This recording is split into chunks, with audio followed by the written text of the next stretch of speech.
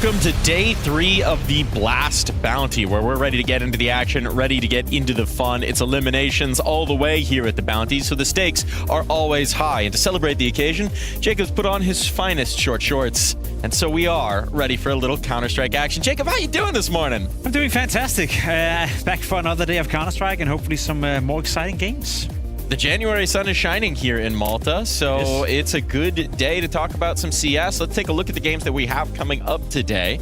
We have a packed schedule, a lot of exciting matches, starting out with Gentlemates M80, 3D Max Inner Circle, into Liquid NIP. Gonna be some eyes on that game, I'd assume. And Falcons taking on Ecstatic. Yeah, I think Liquid versus NIP, to me, that's the match of the entire round one. I think that has potential to be a banger. I think that's two teams that should be significantly better than they are, and I could see NIP put a spanner into the work. I think there's a lot of questions that some folks might have about Liquid and their decision to not make any changes coming into this season. Yeah. Based on what we had at the tail end of last season and based on some of the things we've seen coming out of the camp. The question marks, but questions can always be answered with results. True. It's a big game for Team Liquid. I think the beginning of the season is going to be a big one for Liquid. They need to get off to a good start, whereas for NIP, just made a roster change in itself. So maybe they're a bit excused if they're not fully up to date and fully ready. So yeah, all the pressure on Team Liquid.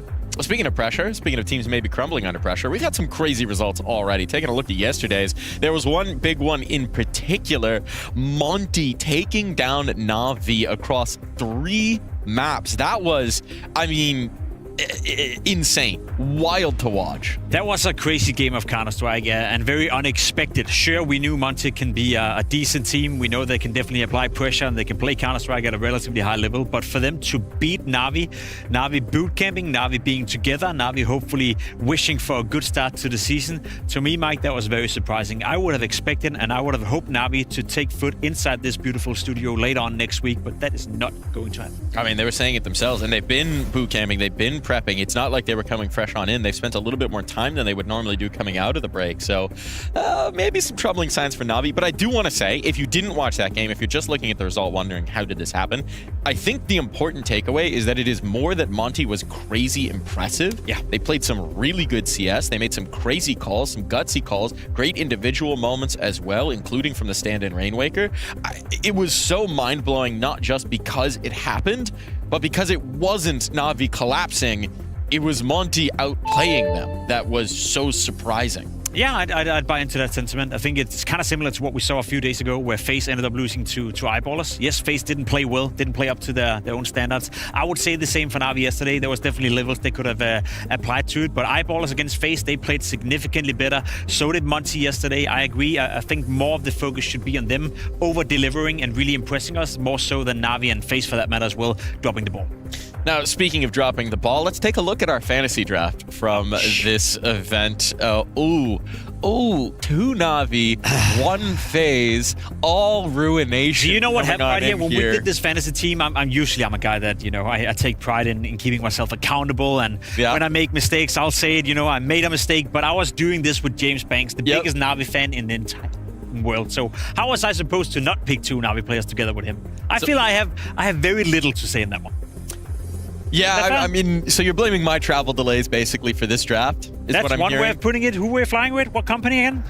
We don't want to potentially compromise any future partnerships, but suffice it to say, be careful who you fly with, I guess is the moral of the story, and be careful who you pick for your fantasy draft, because sometimes the sure thing is anything but. At least we still have Donk in that pool. Bro, Jacob is in there as well. He's out of the tournament. That may be the worst fantasy team out of all of them. We're dependent on our diamond and our bronze. That's all we've got. I'll be honest, there's a way Shuhei is also exiting the tournament in, 5, 6, 7 hours from now on. So, I don't know. If I could do it all over again, I probably would.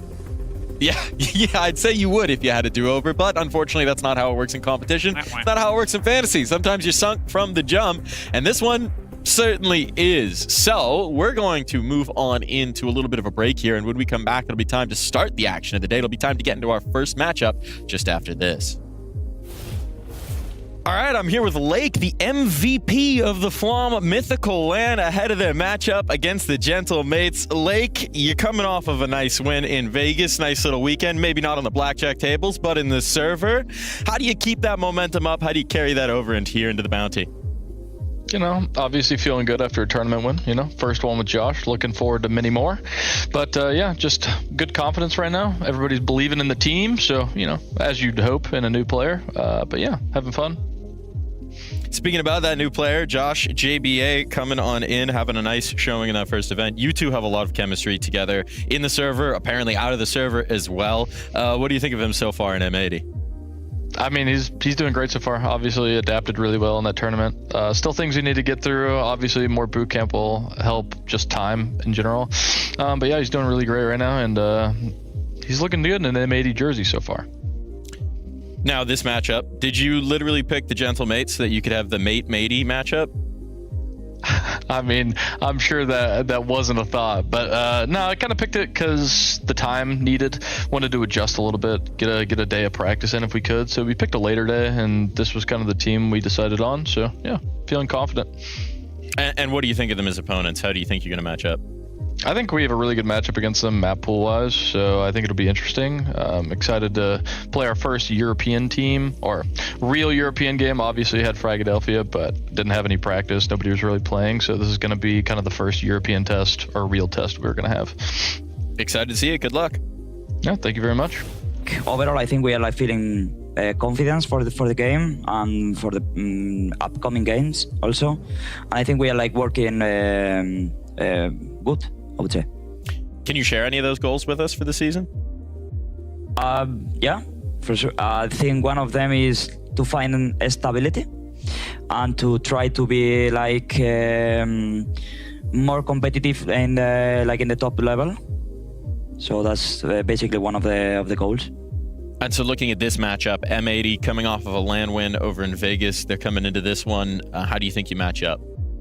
I think they are gonna be pretty confident because of the LAN that you mentioned.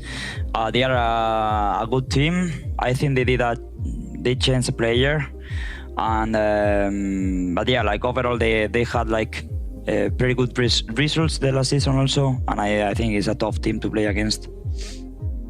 Well, I'm looking forward to seeing it in the server. How do you think the map pool's gonna go?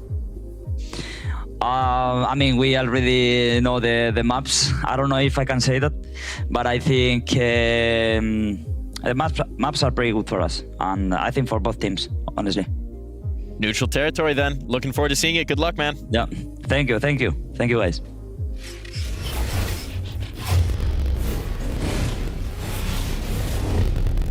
Neutral territory perhaps could mean that we get the best of both teams. I'm excited to see it. I was also excited to see Alex in his Malibu Playhouse bootcamp setup. Yeah. That is some aggressive theming coming through from the gentleman. I mean, Kassat's somewhere out there right now ripping his eyes out of his face, not happy with that one. But yeah, I like it. A different take on what it's like to be comfortable. Certainly that. Wow. I mean, both these teams, I think, coming in with some confidence, right? Gentlemates returning a lot of chemistry, coming on in with a ton of stability. These are players who have played together for a very long time. Over on the M80 side, they made a change, but they're well familiar with JBA, and they're very excited to have him in that team. They've been integrating him very nicely. Yeah, I'd say so. It's an interesting matchup. I think it's two teams who are similar in their path right now. Both of them obviously want to get further into the groove. Both of them want to get more opportunities into Tier 1 Counter-Strike. And I think whoever wins this game is putting himself in a good position to be close to entering the stage right here. So yeah, one being NA, one being Europe. It's hard for me to say too much about Gentlemates that we don't already know. It's a grinder team. It's a team that plays an awful lot of online Counter-Strike, a team that's been together for a long time as well. And the average age of the team is quite high as well. There's a lot of experience in there, but that also kind of speaks against the potential. Do I think much is going to change in 2026 for Gentlemates? I don't really see where that's supposed to be coming from. So I'm allowing myself to be positively surprised, but I know what I get from them, but I'm just not sure if I know where their ceiling is at right now. It's interesting that you bring up the age contrast, because you're absolutely right. We've got a bunch of young upstarts coming through from North America, generally low average age. Then you've got the very established veterans from Spain. And in particular, we've got Alex, who's been doing this for about 1 million years, starting all the way back in Overgaming in 2014. Yeah, he's been in existence as well. Over towards G-Bots, he spent some time. I think I remember a team called Atlantis as well. A little bit of Epsilon action there, Jacob. Euphoria, another team on his list. Then he was on Kick, maybe kicked from Kick. Yeah, but he went to KPI. And then home at the Movistar Riders, where he made his name. What about the Giants? And then back to Movistar. Well, NIP, the big one. Didn't go so good. Back to Iberia, back to the Iberian soul. But now he's in Gentlemates, and he's owning it up, Mike. He absolutely is, and we are sparking some things. Apparently, the wheel might like the Gentlemates, might like where Alex has wound up. Something to be excited about here, right? Old friends, but new home. New, very pink home at times, it seems. And a lot to like here for the stability that they now have, right? Maybe he needed to go on an adventure, see if the grass was greener in a team like NIP. It wasn't. It was very brown. It was nasty grass. But see, that is an impressive graph right here. You know, it looks like Bitcoin in its prime, I'd almost say, where it's just gradually going up and up and up. And sure, we're stagnated a little bit right now. And that was the question I was trying to pose before. One thing is establishing yourself as a, dare I say, top 30 team, top 25, even peaking at 17th. But do we believe that with the current roster, with the current player material, with the, dare I say, very experienced players who are also up in age, who is the one that's all of a sudden going to come into 2026 and put on another 10% to his play, and another 10%, and another 10%? Because that's what they need if they want to punch upwards. I fail to see that right now in Gentlemates. I respect a full Spanish team, you know, for being established, I guess, in the second layer of Counter-Strike. And I think that in itself is impressive. So it's not that I'm calling for changes. It's just that when I try to manage my expectations, where do I see Gentlemates moving forward? Is it a team that has the same amount of potential as M80, which is their opponents right here? I would beg to differ. It's all about managing those expectations. We'll flip the coin. We'll talk about M80 because that is a nice transition in. This is a team that it feels like is full of potential. At times they've realized it, at times not so much. They've looked to new horizons to find more. JBA coming on in. It was an interesting move, right? Because there was a lot to like about what Hex was bringing into this team. Only really spent one full season with them. Yep. He was a vocal player. He was a good vibes guy. He had some big moments for them as well. There was some controversy when he was removed, thinking, why are they making a change right now? They're on an upward trajectory, but for M80, it's all about the potential. They found it with Lake. He's had some crazy numbers for them. They're hoping that JBA is going to be that next big piece. Yeah, there's definitely some potential within M80, and that's what I was trying to highlight before. I feel like there's certain of these players that we haven't seen the best from just yet. You focused on Lake. I think that's fair to do. He was playing fantastically well at the land that you just came from, the Flum one, where he was owning it up. But that's one thing doing it domestically at an event like that. Now I want to see it once more on an international scene, and we've seen that before from M80. We saw last year that they were able to make waves, that they were able to go into tournaments and over-deliver.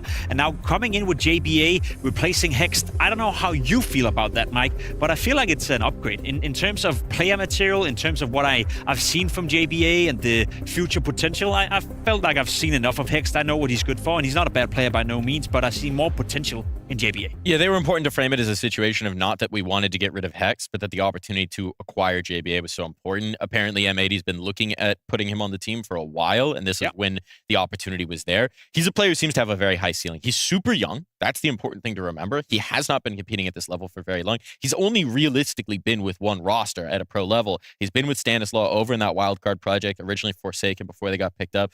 We don't need to go into how badly that went wrong in this last year, but it did. No one's fault except for the management's.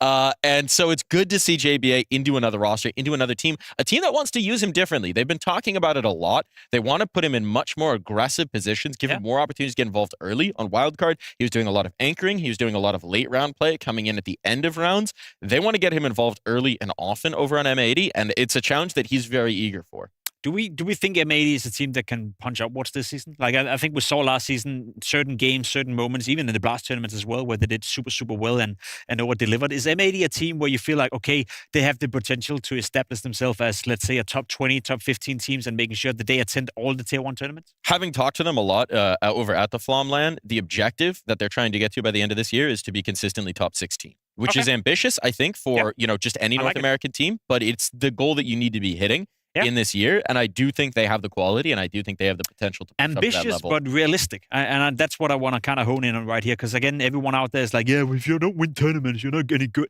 They're not supposed to win tournaments. They're not supposed to be here in a semi-final and a grand final, but for them, if they can establish themselves as a team that is getting a couple of wins at some of the bigger tournaments, beating Gentlemates, climbing up the VIS ranking, and making sure that they attend the big tournaments, and maybe even have the luxury of saying no sometimes if they want a boot camp, etc., I think that would be nice for the M80 boys. It would be. It certainly would be. It'd be exciting as well. Then you start to get into that territory. You could talk about punching up into the playoffs, talk about making a run here or there.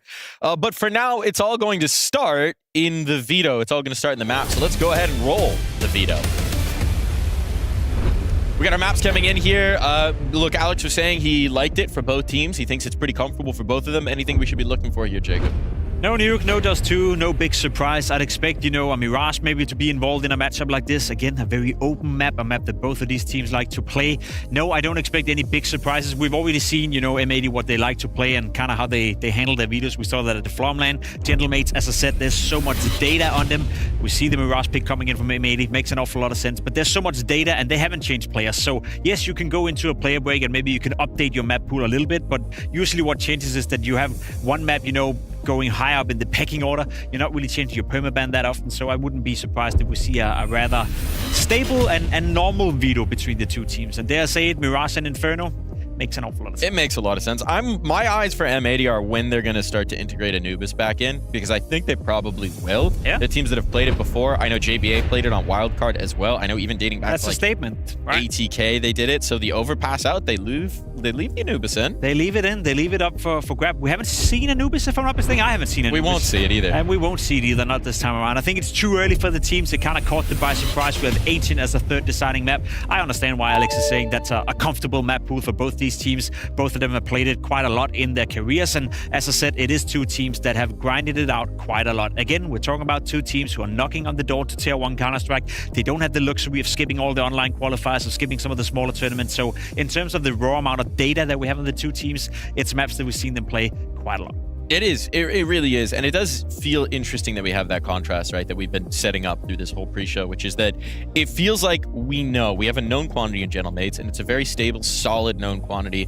But there's this X factor. There's this element to M80 where it really does feel like they could be the team to break through. They could be the team to come out of an event like this and pull off some upsets, pull off some moves. And even in this first round, it's hard to say that it would be that dramatic of an upset, would it, Jacob? I feel like we have a 50-50 game on our hand, to be completely honest. I get who's the most wanted here in Gentlemates. I get they have the bounty on their head, but in all fairness, I think M80 have shown last year that when they peak, when they play well, we even seen them on some of the bigger stages in Blast tournaments as well. I think they have the level where they can definitely take on a team like Gentlemates. It is, as you said, it's the stable team versus the team I think have the more potential. And I think, harping on that as well, right? At the end of the day, you need those X Factor players. We were talking about who that might be. The reality is on Gentlemates, maybe Martinez, but we've seen a pretty big sample size from him in a few different rosters. Over on M80, we've seen it with Lake. We know he can pop off. We know he can take control of a game. We've seen it at times with Slacked. He can take over with that AWP. Now we might have that extra element in with JBA, need a bigger sample size to know what he's going to look like in this team. But I think there's some X factors here that you can get really excited about, Jacob. 100%. I think Lake to me is the player I always look towards because I think he has that explosivity to him on the server. He's definitely a player that can I guess, go above and beyond. And when he's on it, I feel like he is the most skilled individual on the server, raw mechanically and how he conducts himself. So always a player to look out for. And I was also reading some rumors, and you got to be careful with that on Twitter. How long can M80 keep a guy like Lake? We saw it with Malps back in the days as well. If you do well in M80 and if you're constantly knocking on the door to Tier 1 and you're doing well individually, but your team is not following up, your team is not delivering maybe the support you need, for how long is Lake going to be okay with being the star of a team that is not getting into Tier 1? So I think there's pressure on him, obviously, to do well for his own personal career, but also for M80 to show that we are good enough to support you in order to be the team with you and not necessarily having to ship you to Europe and play better. I think we've got a little bit of time, so we can go ahead and get into those rumors a little bit. There was a rumor from the always reliable German CS Leaks Twitter account saying that apparently Lake and Malbs were going to get swapped out from G2 and M80. Yeah. I asked some questions about it because I wasn't. My immediate reaction was, I don't know about that one, bud. And speaking to them, I don't think that was ever really on the table for at least the M80 side of things. I think they, A, have a lot of confidence in Lake, are very happy with them, and B, they're not really a team that's super eager to sell anybody. Even my understanding is when the Malbs transfer happened, they were initially really reluctant to do it, and then eventually decided it was best for him and best for their org to do the move.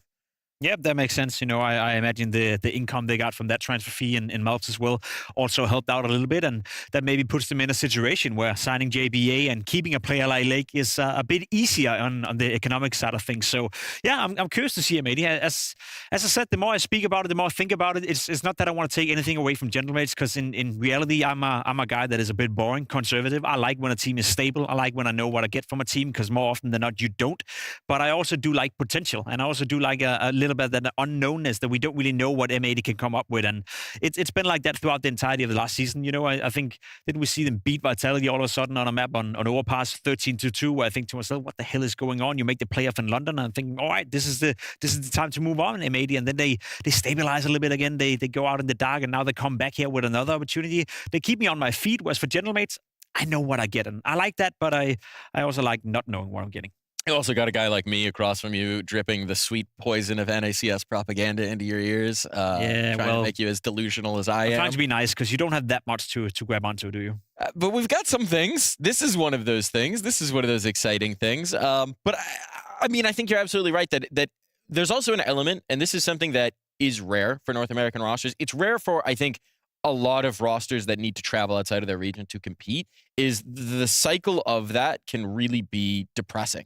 Right? You see it with Australian teams, you see it with South American teams, you see it with North American teams. It's not exclusive to NA. It's the reality of you get your opportunity when you're a team on the come up to go to a European event of whatever caliber, you qualify through, you fly over, maybe you get a boot camp, maybe you don't, you roll in, you roll up to the event. At an event like this, maybe you play 1 BO3 and then you're eliminated. Maybe you get 2. Maybe you get a couple days of competition, then you get eliminated and you're thinking, oh, and you go right back. And it's tough to sort of build on that experience year over year. And so you see players and you see teams get defeatist in their mentality. I think you see it with a lot of regions. For M80, I think they have the right amount of delusion almost here, where they don't have that mentality. They always have that thought when they get in the server that they could and should be beating just about anybody. And that's something that's hard to get. And that's something that I respect the hell out of. Speaking of delusion, Mike, now I'll allow it this time around. You know, take over my job. Give me every good reason why they should win Mirage. Why they should win? Well, I'll give you a few. Lake, JBA, Swisher, Sin, Slacks, Ballin, Out of Control, Def, the legacy of that man, our stolen American, one-time Brit. UKCS has been having a good run at this one. They still like to claim him, so maybe that works out for them. Lake's popping off in the server. We've got everything going the way of M80 right now. They got the momentum from the Flom Mythical Land win. They've got a trophy under their belt already in the big 2026. How many teams can say that? Not many. You know what, Mike? What I like the most about you?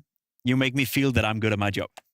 Well, I don't know if that's a compliment or an insult. I don't really know. But two guys who are always good at their job. We got Harry and Hugo. Take it away, boys.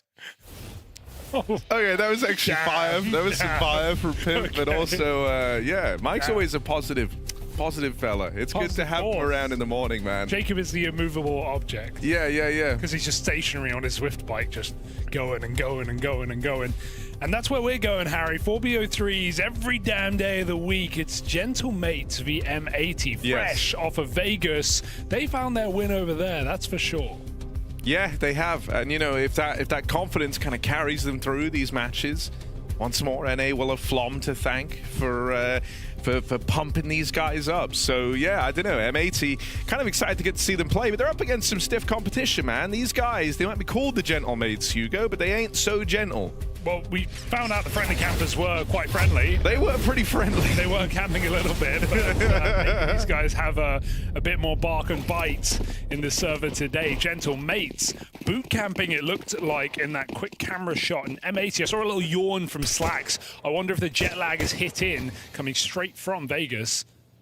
M80 coming into a pistol round, looking to get out middle, and the Molotov is perfect, displacing Gentlemates as they go up Cat. Yeah, they're moving pretty quickly here, but it's all a bit of a ruse. They're going to try and play through their own connector smoke right into Martinez, and they get past him. Sorsol, work cut out for him in this pistol round, but backing off, gets out with a 3-on-3. Good chance to play retake here, giving up the control, but the bomb plant, and Lake forces that kill from CT. Davi on his own, they're going to line up here, but they can swing, and Lake just gets the job done. If you want it done right, do it yourself. Lake triple kill, puts this pistol downrange for M80. I like that fake. Very cheeky indeed. Up Cat, back Con, through the smoke into A. Here, there, and everywhere for M80. They find the pistol. Who is the most aura on M80? Lake. Come on. Is it Lake? Come on, man. 100%? Lake. Come on, man. Who's even second? I couldn't tell you. It's Lake. Look at him go. What about old mate Jaber? you know, I like Jaber, like the pickup. Aura? Yeah, that's sell it to fair. me. No, I'm no, not no. going to Like, try, and you got to sell it to me here, Harry. like when Hex was here, I think maybe he Yeah, could have Hex. he There could we have go, he could yeah. have pushed them a little, Yeah, but come on. that's fair. That's fair. Lake has kind of soaked up a lot of that. Welcome to the dystopian machine, or whatever he would say. Dystopian future. Yeah. Pretty good line. No, he does have some good lines, man. And he's been playing good lately and all. No, I'm talking about Hex. Oh, Oh my, double. Martinez, what are you up to? Scout primed and ready to go. He's got players coming his way, and he's going to nail that shot on a Jaber. That's Aura. That's a hard shot. Could land the tag, it wouldn't save your life. The headshot was the requirement. You said you thought you saw Slacks having a little Oh, he had a yawn. yawn a minute ago. Let's see if this near clutch could wake him up. He does have a low HP teammate in Sin. You mean a bomb planter? Yeah, it's the two Germans left up in this one for M80. Good hunt for Slacks. And the damage done onto this scout earlier. And Whoa. okay. Sure. Oh God. Where's he gone? And now Sin at 9 HP has to try and finish the job. Mopoz might have just been given the easiest little 1v2 in a long while. That was a wild swing from Slacks out in the window. And it's all a little too easy for the Gentlemates. Yeah, very, very late to the play there, and that just completely ruffles the feathers of Slacks, unsure where he's coming from. That's an awkward way to lose. All set up by Sorcerer on ramp 2. That's a nasty double kill with the MP9. So you know, Harry, think about a year ago. The MP9, it was the talk of the town. Yeah, These it was days, busted. kind of irrelevant. Kind of nerfed, kind of bad. Thoughts? I mean, yeah, it's definitely worse. Significant. You still see them. I took it out of my loadout. Yeah, respect. What, you replaced it with UMP? UMP. Yeah, Actually all right. kinda fun. Yeah. Fun gun. Cheaper gun. Maybe good gun, maybe bad gun. I don't know.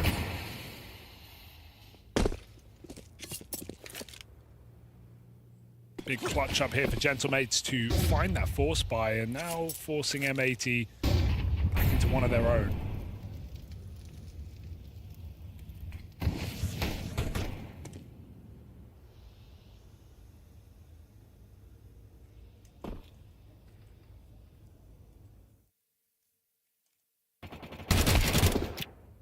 Okay.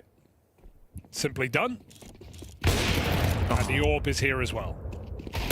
Oh, I mean, you're getting a little bit worried that Martinez bringing this AWP out so early could be your undoing. That's a convincing round leveled against M80. And so Gentlemates, you know, really riding the high off of that Deeg clutch.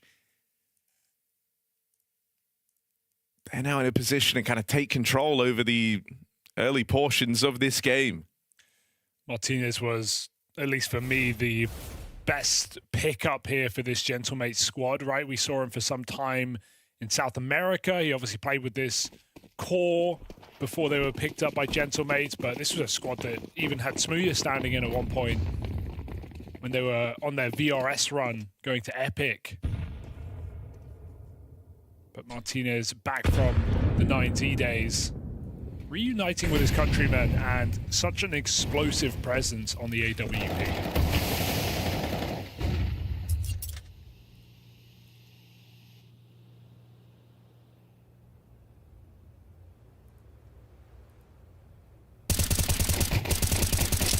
Oh, get him. No deaths.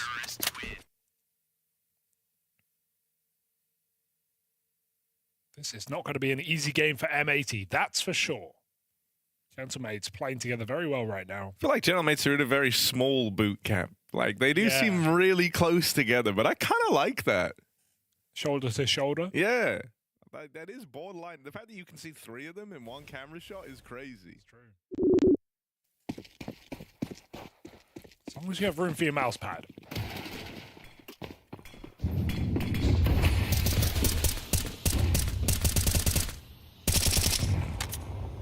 Just trying to make a little hole in the smoke to spot through. Martinez Orb finds its way out in the middle, and he's seen the barrel there. Knows he has a player trap. The flash used to get M80 out of trouble. Keep Slacks in the round a little bit longer.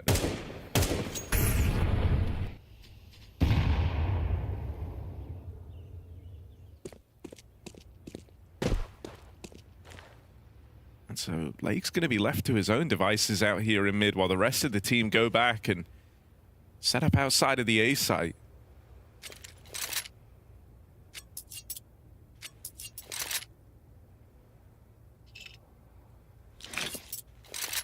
Switch route under for this con split.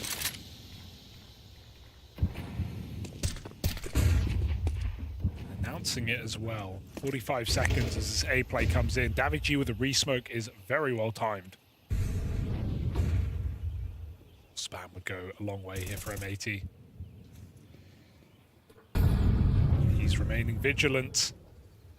On the fade, picks a strong position as well. 30 seconds, they're getting iced out. One by one, Alex doubles up. Oh, Davig able to get out with one more. You will get a couple of entries here, but there's still a man back in spawn, and Sorcel just given free reign to catch them on the cross. Yeah. Gets a little awkward there in the, well, what was a 2v3, I guess, for a second, but they have to run in, knife out. They think they've done enough. They think they've cleared the site with that double. And a third man comes as a real nasty surprise to M80. Seen that one before. Gentlemates aware of what's going on the entire round. Perfect smoke timing as they lose connector, knowing that split has to wait for the ramp smoke. And then able to just isolate really well. You know, because Gentlemates, no sleeper team, right? This is a squad that beat Vitality at last Pro League season. Pro League Vitality went on to win, as they did with most events last year. Gentlemates opened up stage 2 by taking a 2-1 victory. They're trying to hunt down the AWP here back in the spawn, but now he's got support. Gentlemates very quickly started to piece together what was happening in this round, and they come through with 2 kills, 2 stellar ones to start this retake. Alex is gaming right now. No problem there for the Gentlemates. Alex, you're dead on. 3 kills to top the charts, move on up to the top of the board for his team, and a 5-1 lead secured. Gentlemates, this is a very convincing start. They have been so switched on from the moment they won that force in the second round. 1v2 clutch has really put some wind in their sails, and they're not letting up, Hugo. Absolutely not. And I think this is a worst case scenario to start slow for M80, right? Because they're fresh off of a flight from Vegas. It's a single elimination format. They need a strong start. See, if it weren't like, obviously we all know they're at the floor there, but fresh off the flight from Vegas. Yeah, so, like, they just actually had like a mental weekend and then showed up. Maybe they did, you never know. They would never tell us about it, Hugo, because what happens in Vegas, well, it stays there. That's a good point. Maybe mentally M80 are still in Vegas. Maybe their bank accounts are.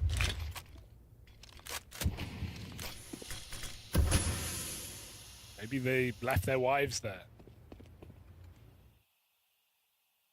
What would I know? M80 back for an AXX, leaving mid. Gentlemates, look how active they are. They're clearing mid, they're peeking under. They know there's no lurkers right now. They know this is a full assault, so Sorcel chooses to play passive. Lets them into the site, blocks them with a smoke, and everyone's dealing in doubles right now. There's 2 opening kills again for Gentlemates. They just can't catch a break. Big kill to sit through the smoke. Is it enough? No comfort to plant yet. Oh, oh no, CT flash, he doesn't peek off it. Way too late for Sorcel. There was a chance there, AWP coming in.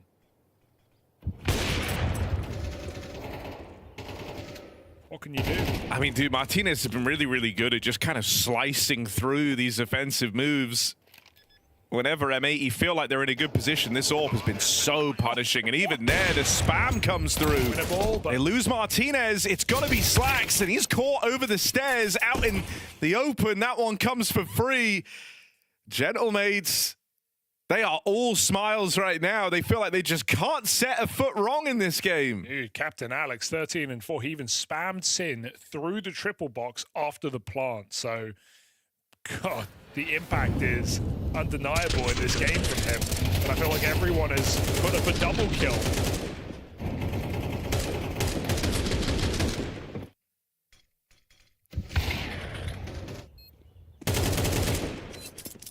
Mopos only has 2 frags, Harry, but that's the 1v2 in the second round. Gentle mates.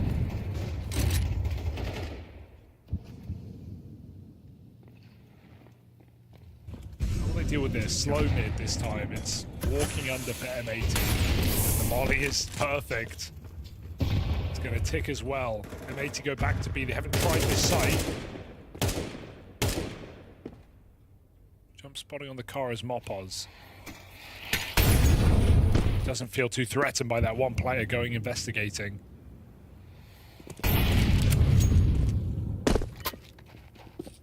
You calling him Captain Alex brought back some crazy memory of Captain Scarlet. Did you ever watch that when you were younger, Hugo? Come on, man. Is that an anime? No. It was like one of the puppet shows. Thinking like Thunderbirds kind of vibe. If you ever watched Thunderbirds. Thunderbirds. I remember Thunderbirds. Thunderbirds are go. Yes, that's a classic. The Dude, oh, island. it's so Oh, good, dude, man. It's so everyone wanted the island toy with No all the one will get collectible that, Thunderbirds, bro. What do you mean no one will get there? It's Thunderbirds. Okay, Thunderbirds are go. Be hit for the Thunderbirds. And they come. And, well, it's going about as well as all the other rounds have for M80. This is a very decisive win, building for the Gentlemates here in this round. Wrestling their way back in. It's Not ready for car. Sin and Slacks again going to come down to the Germans, but once more, the presence of a third man proving to catch them off guard. Sin now in this all alone. Oh. Good tap to find the first, but time is his real enemy right now. He's got no choice but to commit to a bomb plant, and Gentlemates know that. No one's pushing, no one's going any further, and so time will decide this. Bomb was actually 7-1. Bomb was on the ground. He could have planted. They were actually allowing the bomb plant right there. It was on default. Didn't go for it. Shame, but ultimately a very cooked round, Harry, as the rest have been. I feel like M80 just haven't even been able to get into a bomb site without taking 2 or 3 kills against them. Come on, bro. You don't remember this from 1967? No, I don't remember that. 19 what? 1967. Oh, I was born the year before, so 66. yeah, big 66. Hunk.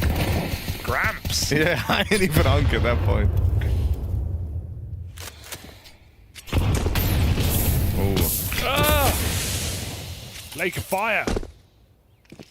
All those shows were so good, Hugo. Stingray? You remember Stingray? No. Come on, man. You gotta remember Stingray. All right, then. It's fine.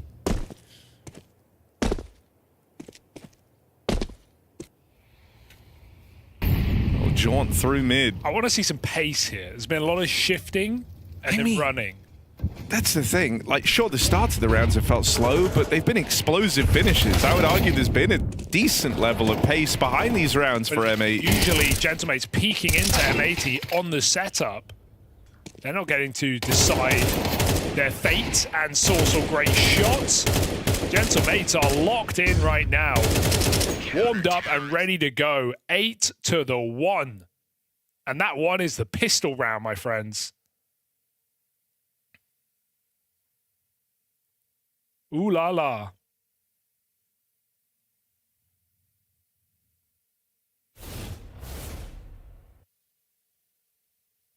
Yeah, to say you're 8-1 down and you won pistol, that doesn't sound great, does it? No. And I think this all spiraled on the back of a kind of late retake slash bit of weird death to give away in a 2v1 in that anti-eco in the second. And past that point, you've not done anything. Nothing's going to kind of get you in your head quicker than this. That one decision having massive consequences. And look at the aggression out of Martinez. I can't even blame M80 at that point because they kill the con guy and then Martinez is on the ground, bottom mid, no-scoping you through smoke. Oh, you're not ready for it? What a surprise.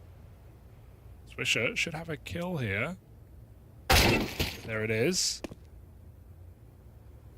But any more feels unrealistic. The form that the mates are in.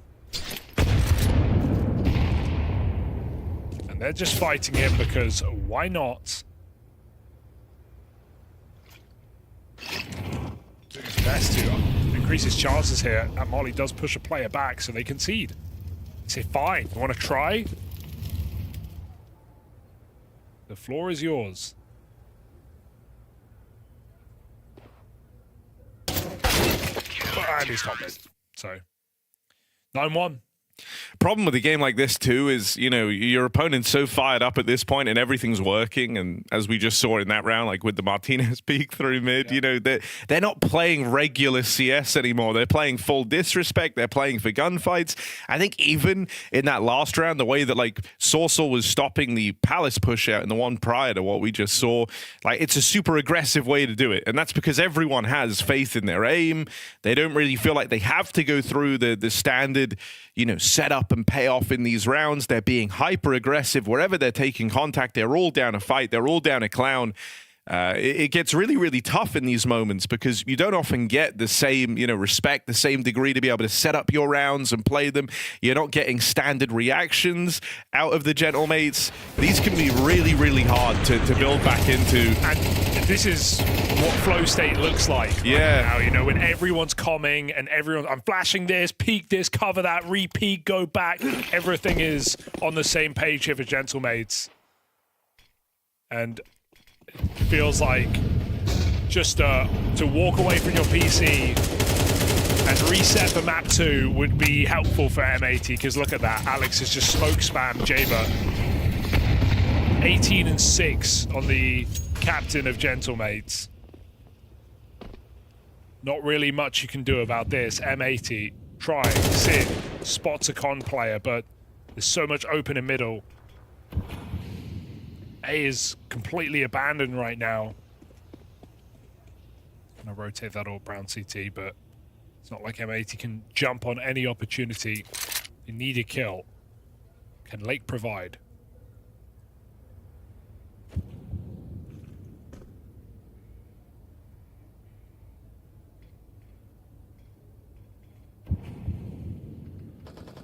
I'm also curious what the role of Swisher is in all this. For now, we're looking at Lake, as you say, trying to provide something to get the bomb out through Palace. Where's Swisher going to go? You'd think play first.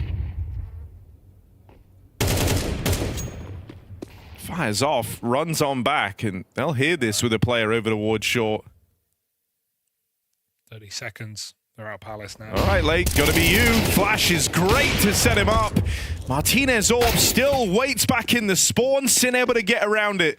And so this is the best chance M80 have had in a very long time at finding a round. A 3v3, bomb planted, good util to get to this point in time. And Lake has just extended it with a kill out in towards the spawn. Alex and Davy, they've had a lot to smile about in this game. They've had a lot to laugh about. They've been playing disrespect CS.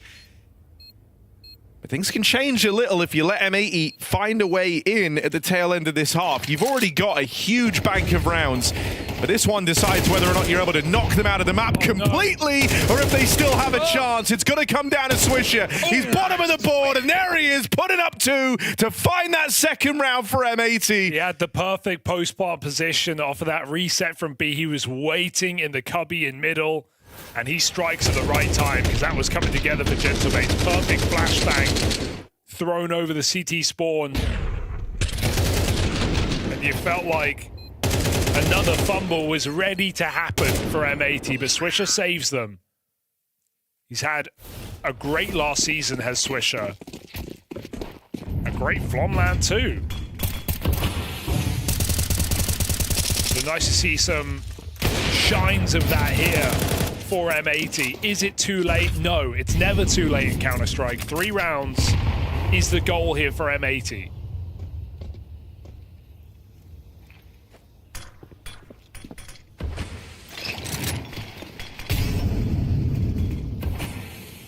Oh, the smoke and the push ahead of it. Oh, okay, well, pretty cooked.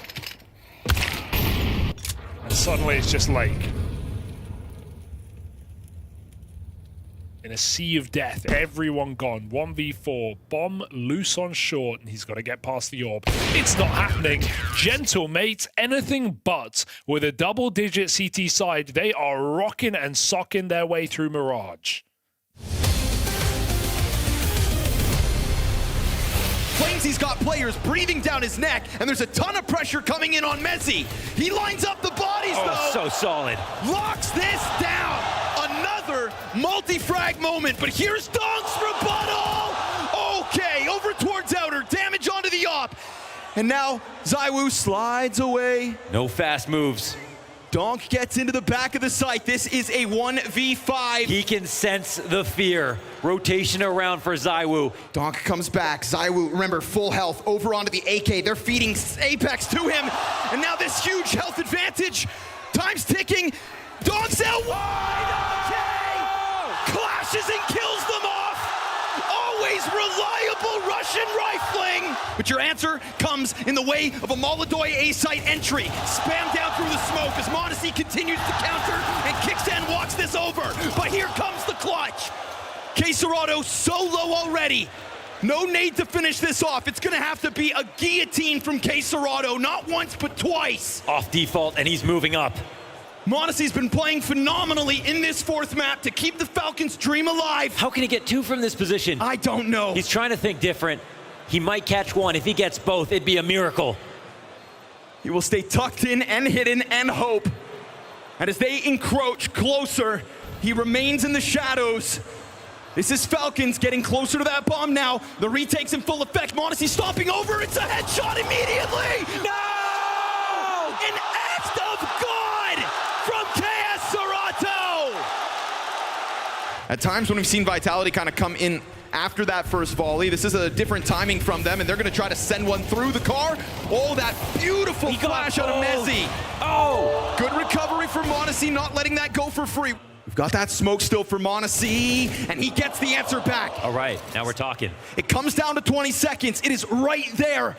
Rob's not sure from which avenue. TeSeS going in first, dies out to Mezzi. m0NESY's got himself a third, and the quad on for an ace, and time to plant, and Sanctuary on the other side as Apex will walk this approach. He's got to take a breath. m0NESY low HP, 14 health, looking for this last kill. Locked in, holding the angle, Apex's head, primed for the popping. In a full house for 4 rounds. m0NESY uses that moment to establish an angle on Hut, but misses. And there's a lot of movement for Fury at outer. They write off this threat. Kickstand can't get his. This is Yakindar just trying to charge it down. Multiple bodies still, but he doesn't give a damn. He's not done yet. Oh, he's just tearing right through everyone. He's a bulldozer. NiKo, last man standing here inside of the site. It's a quad kill for Yakindar. He will stare them in the face and step up to the plate.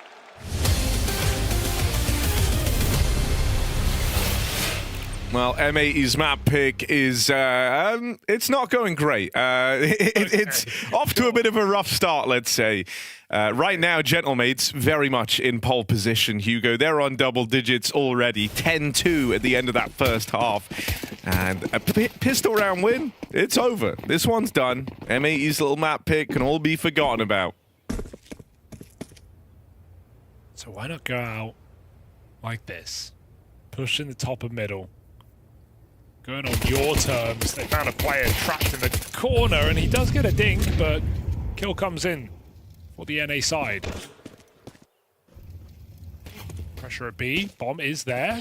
It's a bit of everywhere right now for Gentlemates. A, B, select, start.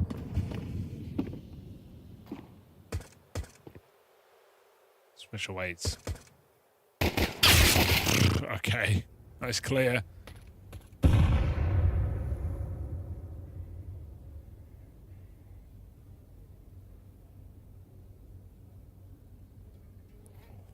Just dodged getting spotted with the bomb.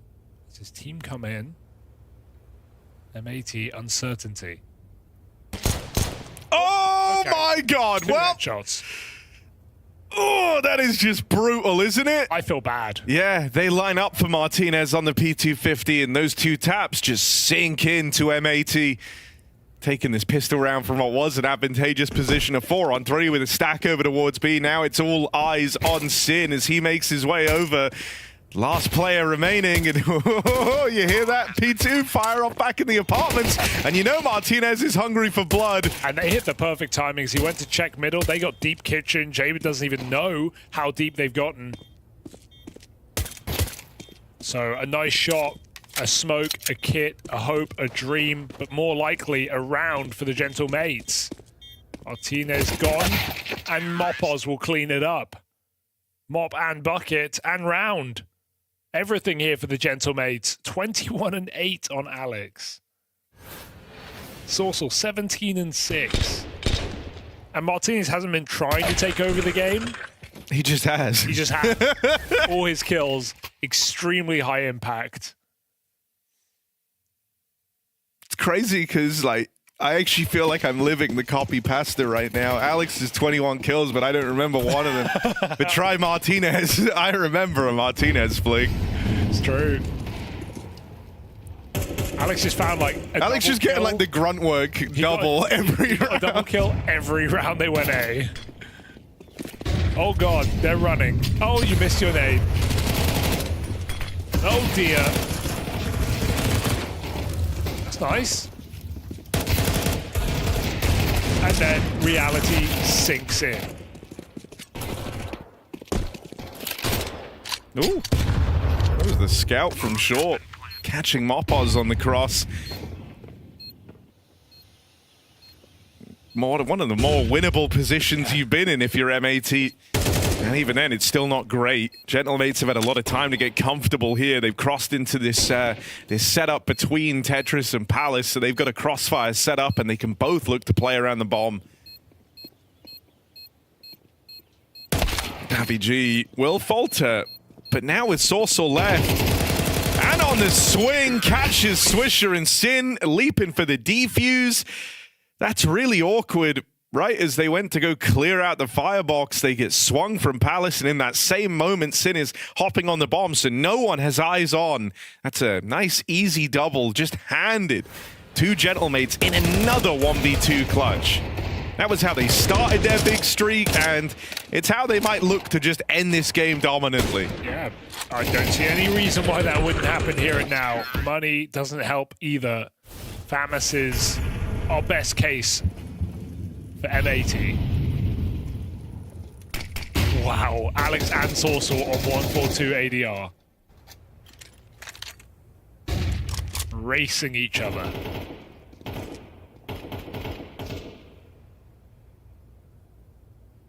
The game within the game.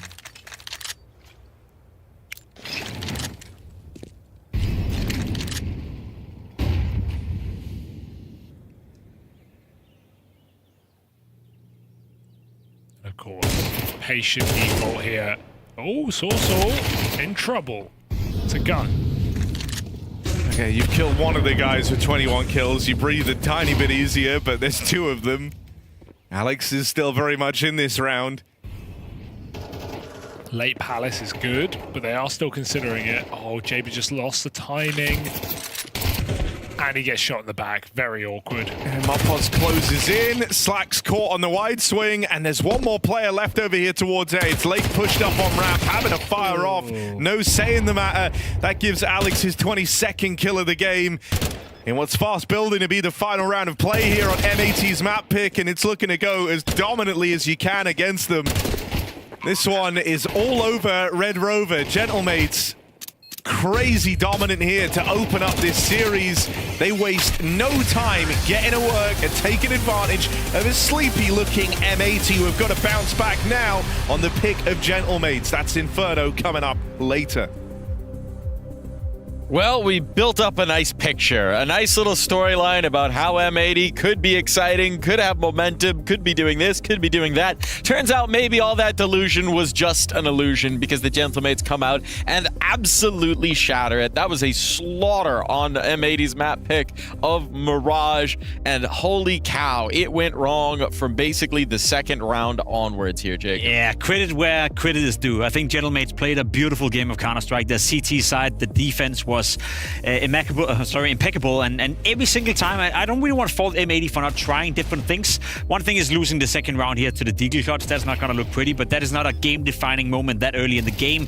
However, the defense coming in for Gentlemates, it didn't matter where M80 were going. It didn't matter how they were entering a bomb site, whether they were doing it fast, slow, with or without utility. They would always find the opening kill. Gentlemates in the first half went 11 for 1 in opening duels, and when you do that on a defensive Mirage side, you are in a prime position to win the vast majority of those rounds, which they did. So before we hone into M80 and how disappointing it was, I want to give a lot of credit to Gentlemates because they played a beautiful game of Counter-Strike, very clinical, and we spoke about some of the individuals. You highlighted Martinez being a guy that we often look towards when you want individual brilliance. Well, how about Alex, the in-game leader, being the top fragger on the server and absolutely destroying all hopes of M80 of even making the game competitive. And Salsal, who's so often a supportive element, just absolutely tearing them asunder.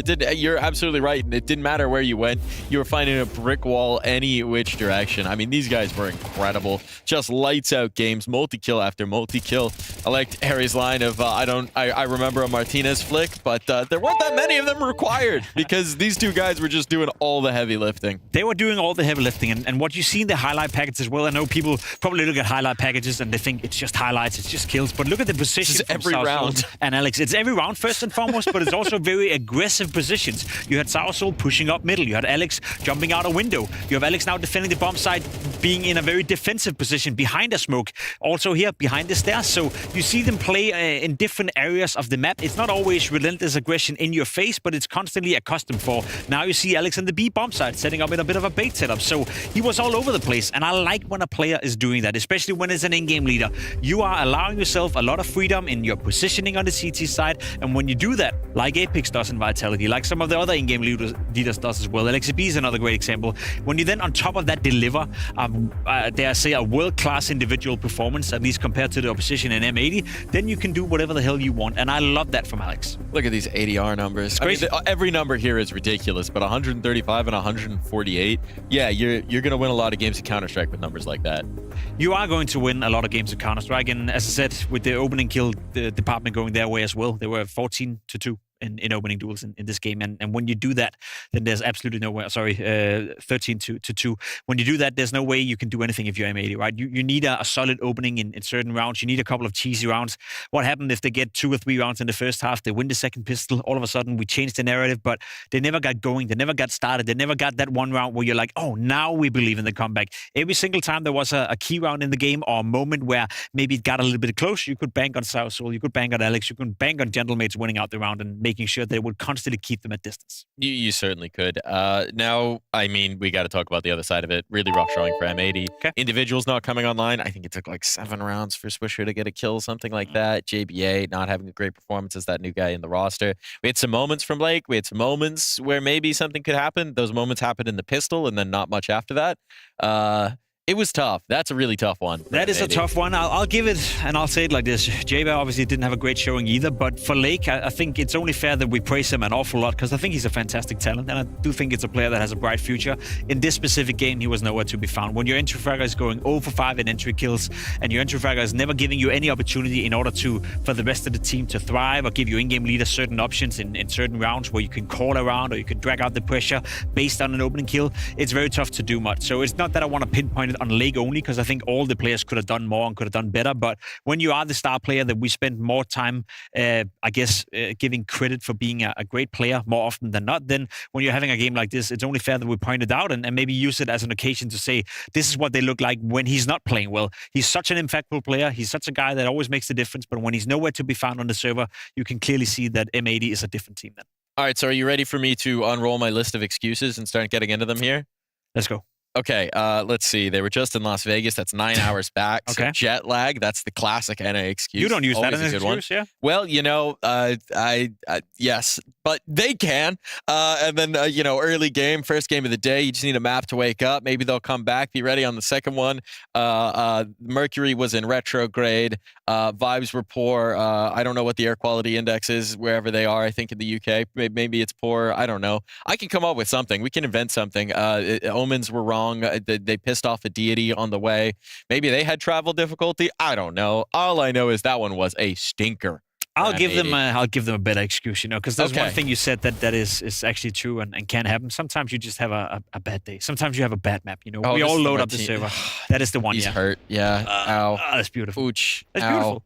That's absolutely beautiful. My excuse for that is Martinez shot really hard. Okay, fair enough. Production is bullying me in my ears, by the way. Yeah, they Milo should be. is bullying me. They should be. Sorry, See, what's your better No, excuse, the thing Jacob? I is, would love to we've hear seen it. it in the tournament already. It is quote-unquote online Counter-Strike. I hate to use that as an excuse, but sometimes you join up the server. We all know it. Everyone watching out there now as well. If you play matchmaking or face it, you're hyped up, you're ready, you think you're going in, you want 25 kills, you want a good win, you want 20 plus elo or something like that. And, in the brink of 20 minutes, you lost the game 13-1 and you're wondering what the hell happened. Doesn't mean that the next game is not going to be much better. Doesn't mean that you can't do much better in 15 minutes from now. And sometimes that happens with the pro players as well. As said, I don't want to take anything away from Gentlemates. I think they played a beautiful game of Counter-Strike, but this doesn't make me believe that M80 can come into the second map and be remotely more competitive and still put up a good fight. Because I've seen enough from them over a long period that they are definitely a good Counter-Strike team that can play significantly better than they did right here. But in isolation, what we saw Mirage, not good enough. What we see on the second map has to be a way different output. Yeah, I mean, for the sake of us getting an actually good, entertaining game of Counter-Strike here, we are going to need to see a very different M80. We'll get into that map of Mirage. Sorry, Inferno. We're done with this map of Mirage when we come back from this break.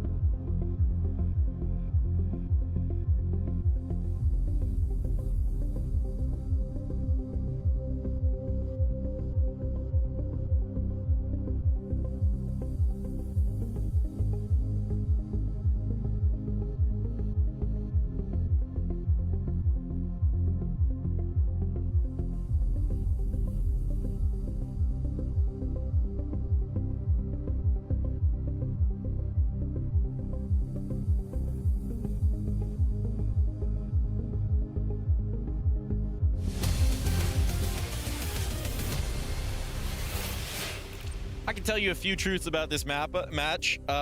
Truth 1, M80 got absolutely destroyed on Mirage. Truth 2, Gentlemates really like to play Inferno. It's been their first pick for a long time. It's been a strength for this roster, for this core, for this org, for basically, I think, in my memory, every iteration of this team for a very, very long time. All that being said, this doesn't bode very well for M80. No, it doesn't. I think after the first map, obviously, a lot of things have to change for them if they want to stay alive in not only this game, but in the tournament. Let's not forget it's single elimination.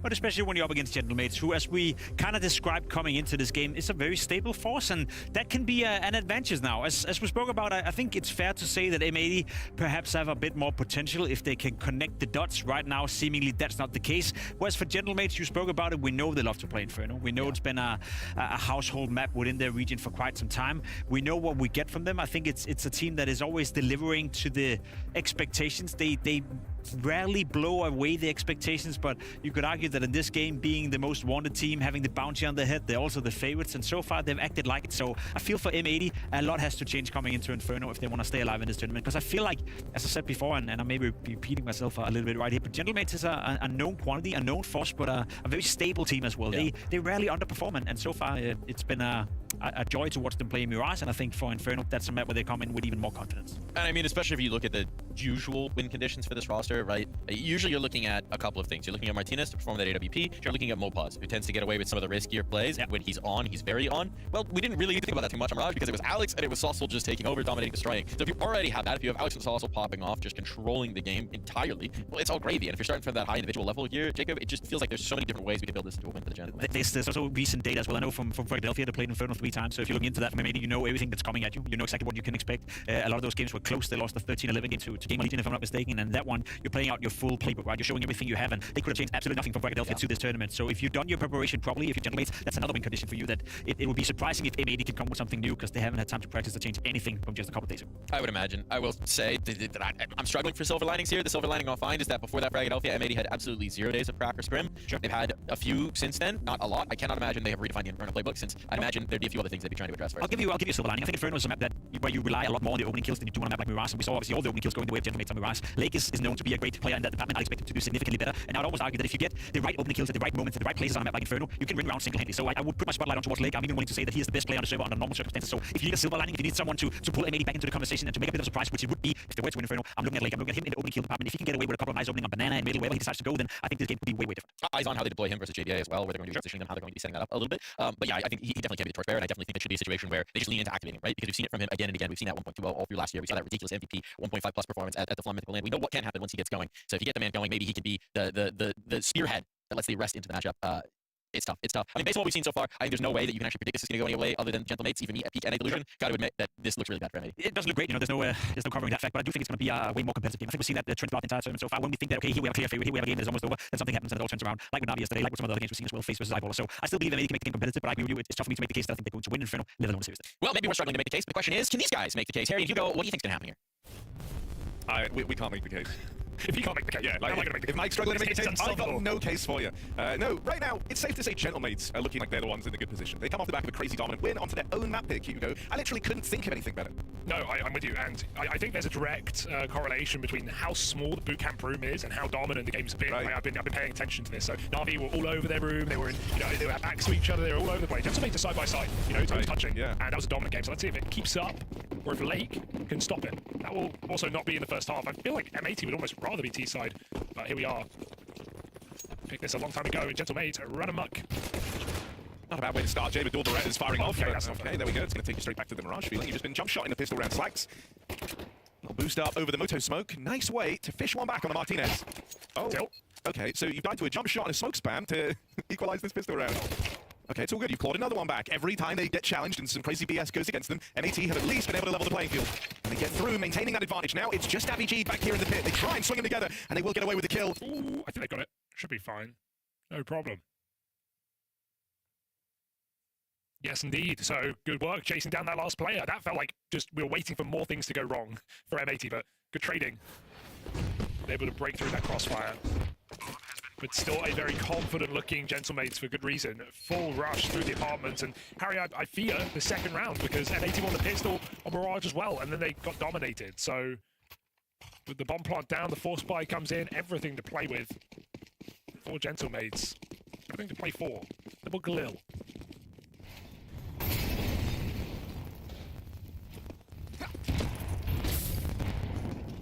Hey, you want to try and just get a bit more on the board early, not have this round go against you. You tell at least to not only slow them down, but soften them up a little as well. Mopoz has hit a pretty good timing there to sneak on past out towards Moto. Swish playing very passive though, so Mopoz's not going to find him. They go back to B. Well, I like this. He's going to play very late in the round as they get contact and Banana. They don't mind announcing this. They can just throw their nades and wait. And Mopos can start to move. The question is, will Swisher rotate? Oh, Mopos spotted. This plan goes astray. He goes back to fight the A side, and they trade him out nicely. That's well done by M80. Oh, not done yet, though. Out of position there on Lake, and he's caught on the cross out towards Spore. Martinez gets him, and that's going to open up a route to a bomb plant now. 3v3. Alex with some aggression, push deep in towards Ruins, and if he gets away with anything, got a teammate nearby to try and trade him, try and pick up the slack. Looking for the slacks now as he doubles back for another, and that leaves this 1v1. Jaber onto Sorsal. Gonna need to come through. He's got a Molotov to work with, gonna try and block off Banana.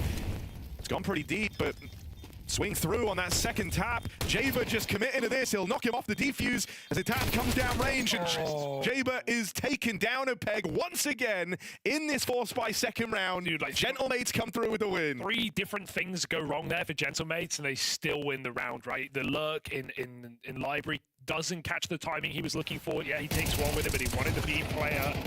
Then here, Martinez whiff on the trade-off with Alex. He gets to re-peek and find a second. And then if Jaber sticks, he probably wins that round. He's not committed with the Tech 9. Oh, just everything going wrong for M80. Yet again, a pistol followed by a force by victory for the Gentlemates. I feel for M80, it's not their day today. Gentlemates absolutely capitalizing on these slow starts. Now they just play grouped. 5-man towards Banana. Block comes in. Gentlemates are in no hurry. If we're going to see setups like this, we're going to see rounds for Gentlemates because M80 aren't playing anyone inside of B yet again. It's once more Lake and CT spawn, so might just be leading towards the save here. Smoke again, but do they respect it? The big question. 5-7 puts some fear, but they have the manpower. In they go. That's the round. Save for M80. It's the right call, but Gentlemates keeping it very simple, picking up rounds.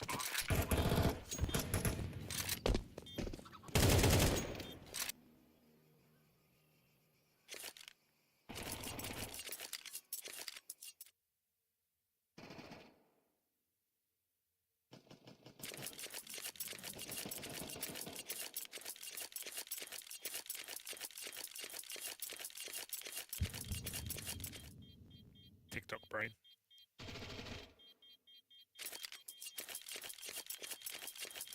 I'm overstimulated. This is what brain rot's doing there, to be honest.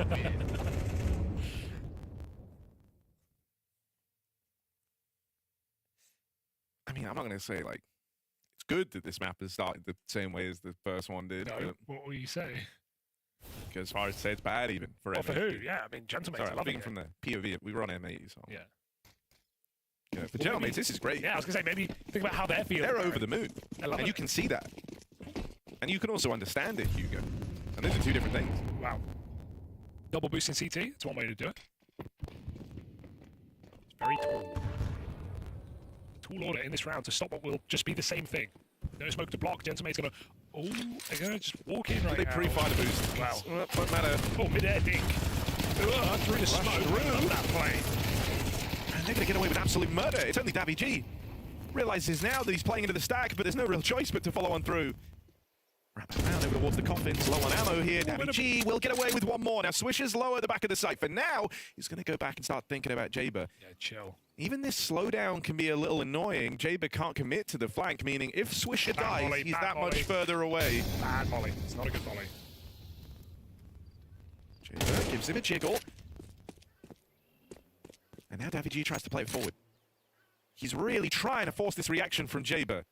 And Jaber's just not giving it to him, not giving him the flank through Banana. So the only thing you can do is go and look to the front, try and get past Swisher. And he's got no idea where Swisher's gotten to. So this is one step too far for Davy G.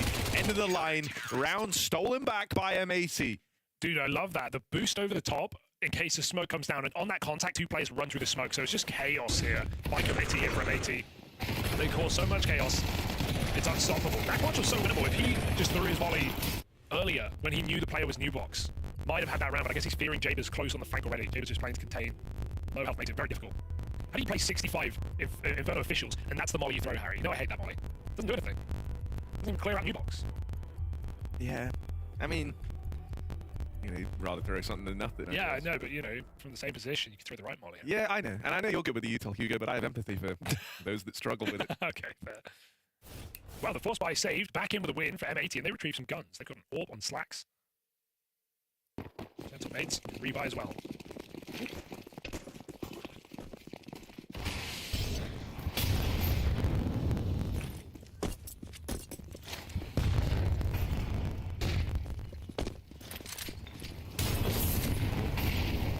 Well, if you did want to try and take a peek down Banana, that's just been denied by the util out of Gentle Mates.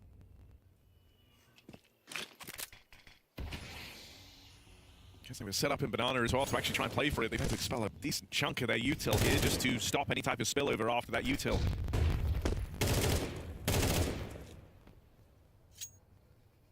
I mean, you've already done a pretty solid job of getting through the bulk of the defensive util here across the map. One smoke left on either side, so there is still a chance open to take some pace out of this round for M80. They're going to have to get this smoke in very, very soon, though. And he's not really in the best position to do it. Instead, just going to use it. Interesting. Try and give himself a bit more room at the back of the site here, but that's a quick clear from Mopos, and now switching it boxed in, will get finished off. Yeah, I feel like M80 went super ready for that play, right? Switch is still getting in position. It's a cool smoke from Lake, but they climb over new box and find him at the back of the site. It's very hard. 2v5 on that B-bomb site, just traded out. So nice round out of Gentle Mates again, just looking to abuse his B-bomb site. It is, as I said, a formidable Inferno team. They play this map a lot. So no surprise to see them find some comfort. Terrorists win.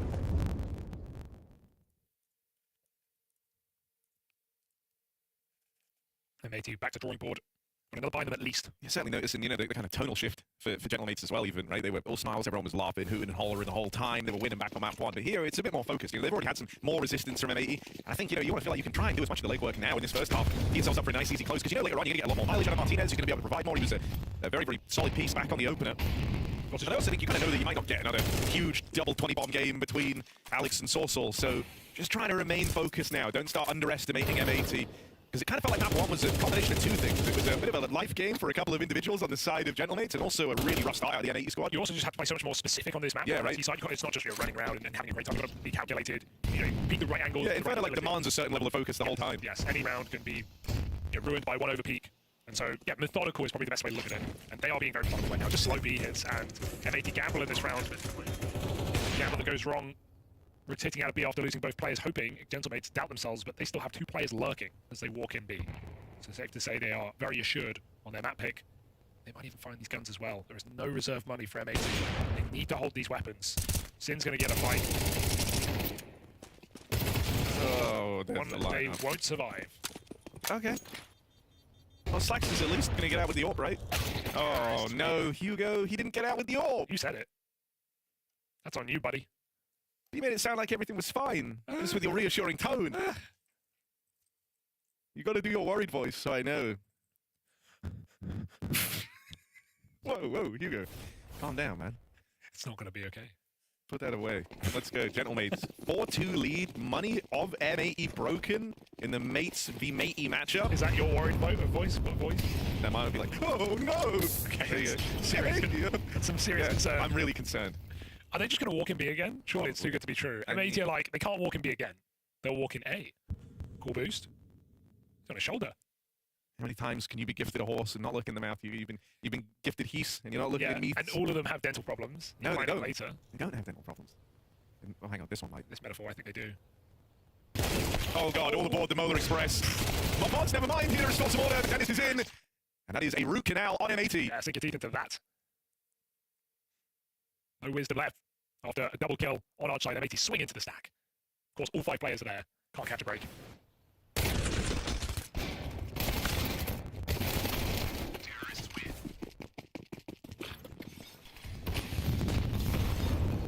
The Banana take is tempting, but Gentle Mates throw a couple of HEs at the car this round. Guess which one's nothing to do with it. It's an Abspot, they're just running it. Oh, it's starting to really resemble Mirage. We talked about the finesse required here on Inferno, but this is a couple of pacier rounds. But yeah, they might have to call this one off. That one kill maybe kind of interests you all over again, and hark back to why you wanted to do this in the first place. And yeah, they're going to follow on through. They get another opening out here towards Motosin, ready to deny the wrap through this smoke, but he's losing teammates, and now he's going to stand and deliver. He gets out with a double. It won't be enough.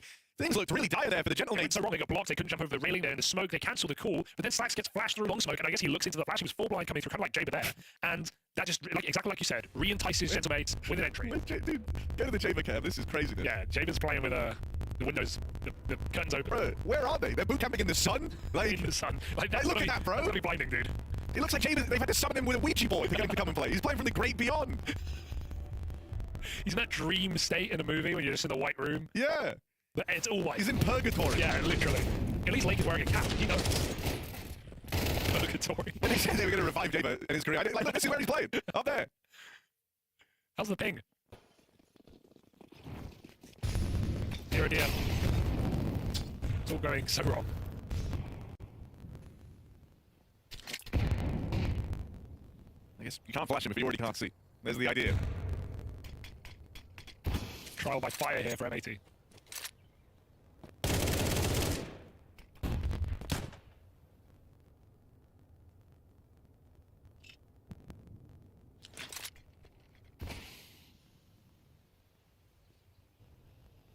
I'm going to start doing my worried voice again. Here we go. I'm getting nervous for M80. This might be a real flash in the pan event. Just rock up, Leave. 5 rounds, leave, and their job here is done. Gentlemates going back towards this A site. I mean, they've just been rolling these set pieces at you. The Pistols do get away with a lot more than you would expect here, but it's only a 2-man hold. That's two. Because they've just been running these rollouts essentially, and round after round, you're never really sure where to place these stacks. They've shown a real affinity for the B site, and that's why M80 played 3 here in this round. But they get rolled on with another A exact. Back-to-back rounds that they've done it. And 2 5v3s that just get traded perfectly. I wouldn't look at that like, oh, they lost a 5v3 because the trades are so quick and they're on pistols. But yeah, credit to Gentlemates executes. Or just rushes, really. They're walking up to short, and they all 5W, and it's easy. M80, nothing to show for this one either, just some kills. Lee gets an AK, so that's something, but 7-2, boys. Maybe a banana take is in order here. Try and take some control back of this game. Because giving all this space to Gentlemates, they're getting apps, they're getting short, they're getting banana, they're just executing. They're winning rounds off of the entries. Not seeing any clutches. Not seeing any close 3v3s where Gentlemates have to mid-round and walk around the map. None of that. It is just decided on those opening kills, like the best we're saying. Oh, good chunk of damage down through Banana on the spam. Lake at least putting that AK to work. So, if it's been decided by Open, it's finally a little 5v4 here for M80 to work with. It's a pretty meaty nade, isn't it? But still, 5v3, okay. You know, doing this in rounds where you only have pistols and the likes, it's still tricky to close. But here, you've got 4 rifles, you're entrenched back in the sights. Only a minute left to play with here for the Gentlemates, and you still have a lot of blocking util. This is one of the best positions M80 have been in, without a doubt. Of the 10 rounds played so far, Harry, 7 opening kills for M80. Oh. So I say, you know, I mean, the trades are so quick. Because Like you're getting the first, but past that point, they're going against you, yeah. Well, here, you haven't got a single trade, and you've been blocked. That's that kind of extra util we were worried about. M80 able to continue taking the pace out of this. There's no need to blow it open, so you're running through the smoke. And run they shout straight into lane, hiding behind the pillar. Nice double for Swisher. Lake finishes what he started. It's a good spray. Gives M80 something here in the city side to hang on to. Hey, one more of those who break Gentlemates money. We're looking at a 5-round half, but let's not get ahead of ourselves. One at a time is the goal for M80.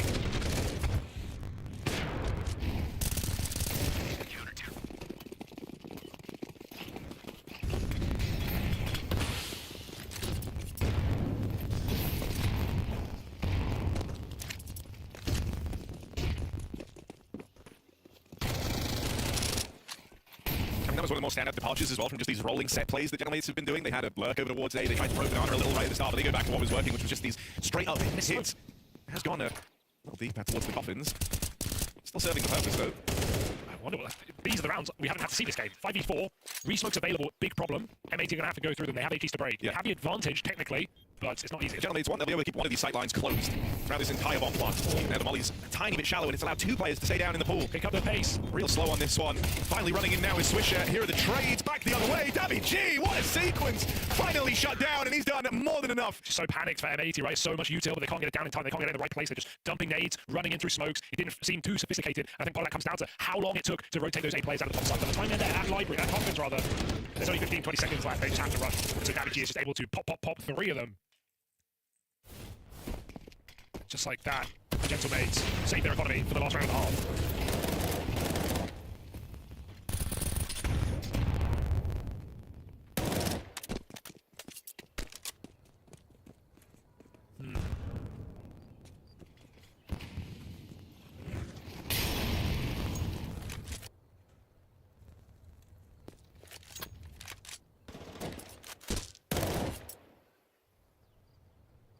Oppo's trading onto the AWP with Martinez. East side can be hard to get the AWP going, and their AWP doesn't even get to use the gun now. Back to an all-in A hit. And a big stack here for M80. If you can't hold on to this now in the final round of the half, 4 players in the right place and util to try and slow this down, I don't know. There's not really much you could win if you can't take this one out towards Long. They lose a man early. Sin fed to the push, and now with Long control taken, eyes set on the wraparound. General Mates closing in. I'm sure the AWP needs to deliver. Jaber gets one before he falls, but Slax has players coming from all angles, and he peeks back in. It's backside for the bomb drop. Maybe there's a chance here. No time. They're trying to get the bomb down right now. But all the kills instead. What? I don't think there was time to win. There wasn't. There was no time. They win off of the kills. The swing out M80 are cooked. For me, French Counter-Strike has always stood out in somewhat of similarities to Danish Counter-Strike. There's always been a passion for the game inside of the French scene. There's been a lot of talent coming out of France, some of the best players in the world. It's always been like a force to be reckoned with in the department, and I think that their playstyle has been a really nice mix of being extremely aggressive, but at the same time also having quite the tactical. Talking in PK was always like a pivotal asset to whatever team would be playing in France. The likes of Kines is kind of the same story. Kines was also brought up inside of Bear Games. I think I played against Kines in his first official ever in Counter Source. Talking Shots has always been part of the good teams whenever they're on the rise. Shots has always had some kind of godfather look within the teams, like the guy that has guided the young players coming in, and that's just like a cool story for MK and Kines in that department.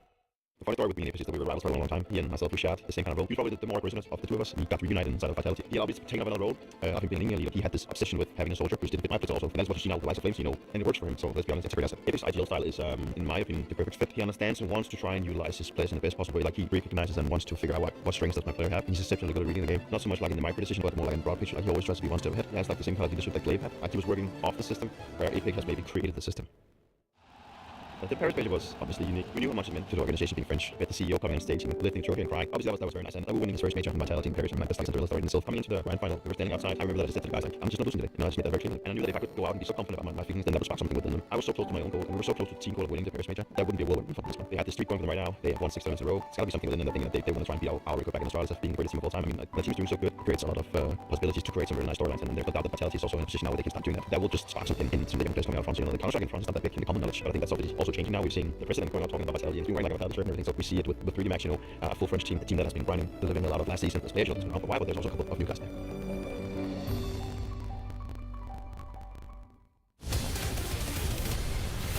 The Gentle Mates running amok over M80 and a mucky half for the North Americans as they came off a flight from Vegas, and it looks like it. Single elimination format never going to be thankful or favourable. M80 might be a quick flight home. The one thing M80 have had is the first kill of the round more often than not. Yeah, I think in a way that makes things worse. Yeah, but maybe they can do it now in T-side where it definitely has more impact. True and fair. And I think also, I'm being a little too harsh there. I think it's also indicative of just the style Channel Mates were playing in the first half. You were getting pack rolled by 5, even taking your first kill there. Almost no lurking. Yeah, the entire half. one time they did it, they instantly, the plan didn't work, so they changed it. This round decided a hell of a lot though. Martinez will get wrecked by the flashbang, but in come the USPs to play clean up. Alex with a startling sequence of 3, leaves this in a 1v2.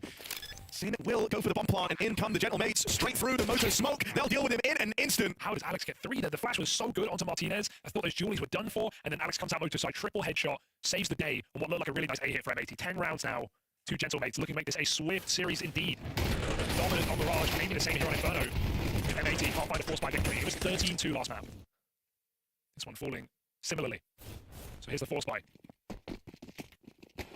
Cry for help for M80.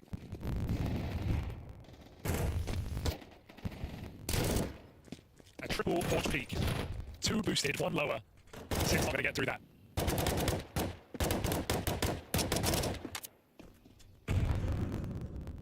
I mean, with Lake kind of being quiet on both maps thus far, with Jaber never getting going, you're kind of just lacking the firepower. Lake's a lot of the opening potential as well, especially in these T sides. It's not a bad way for him to try and get us talking about him again and flash up in a top banana, and another entry from Lake. That's more like it, though. That's what we've been missing out on. Capitalizing on the Gentle Mates' aggression. It's an illusion because Oppo's commits there. Hoping for a multi-kill perhaps, but great entries for Lake. A requirement for M80 to make this round and therefore game a reality.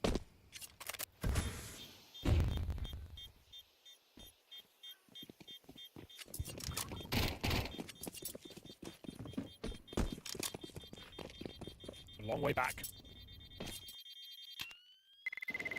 Terrorists win. Shit. Okay. Round here to the DD shots, that's not gonna look pretty, but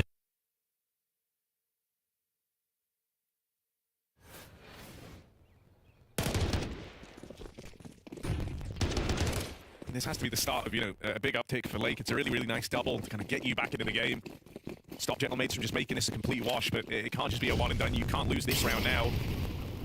This is really where you have to make a bit of a stand on Inferno. It seems like Gentlemates are anticipating a bit more B aggression. Only 2 players down here towards the A site. First contact taken by Sorcel down here in the pit. They get that resmoke in out towards the apartments as well, so Jaber gets locked out of the round. And M80, they were nearly ready to follow through on this A hit, having to shuffle players back around from B, but because of that block, because of the 5v4, they're going to change their mind, go back through Banana, and that triple B stack that once existed has been dismantled by the Gentlemates. As has the smoke. Flash will only buy so much time, but they are running, trying to get back into position. Can they get the molly down? They have util on Alex. Careful. He could really make this annoying, and yeah, there's the block at 40 seconds. Ouch. That might just send them back again over towards A. Maybe needs an entry, or they're in big trouble right now. He might just have to go ahead of the play. No flash for him. Flat mid, nice kill for Jay, but dinked, but enough done to surely win this round. It's just Sorcel. He's low on health. 1 kill's nice. Can he get any more? Wrapped from Long. He's at least left this even 3 on 3. And the rotates are here very, very quickly. Plant's only just going down now. You're going to miss that window. You have the 3v2 while they're planting. And so this will come down to a slower retake here for the Gentlemates. They're trying to figure out how they want to come back into this one. They do have a fast load in through the apartments. Lake trying to keep an eye on that, but also Shaw. And they're already creeping in here. Molly in the pit forces Lake wide. They hear that tag in the Molly. He gets out with his, but Bird's alive. Oh no! Now it's just Dennis Slacks. 1v2, and he gets run through. Gentlemates. Seconds to spare, but I think they pulled this off. It's real close. Yeah, they got it. There it is. 11 rounds secured for the Gentlemates. Oh my goodness, it's the flash that blinds Lake into the molly. He takes 1 step in the wrong direction after his kill. He never should have even had that kill.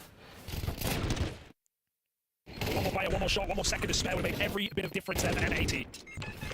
Even Slack's crouching backside might have just been enough. But that is a devastating way to lose the round. It might cost them the game. This late in. Really nice rotate late back to A for M80 and all for naught. They're just going to brute force this. Mac 10's running, fearless into A. Okay. Maybe don't get a kill. It could just be a save. Moto.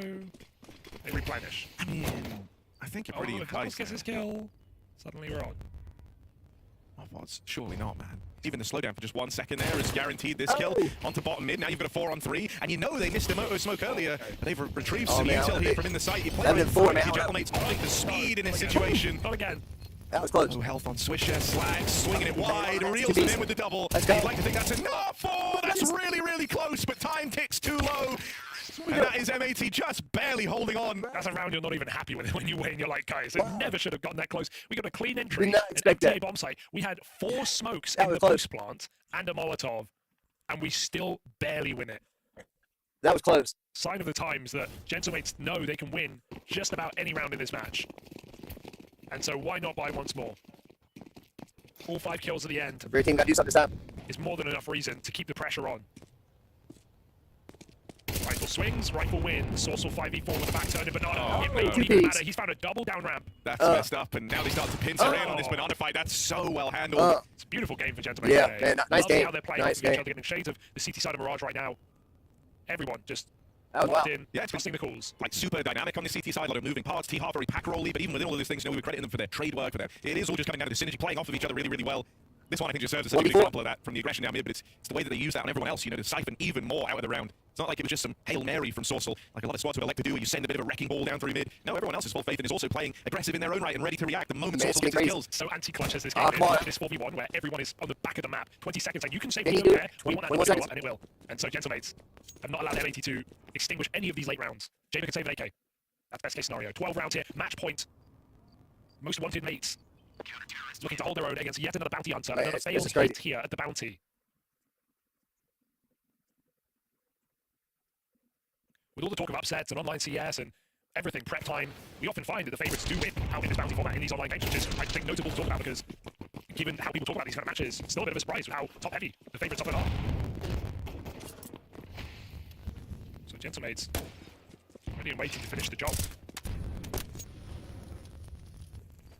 Triple B, see you there.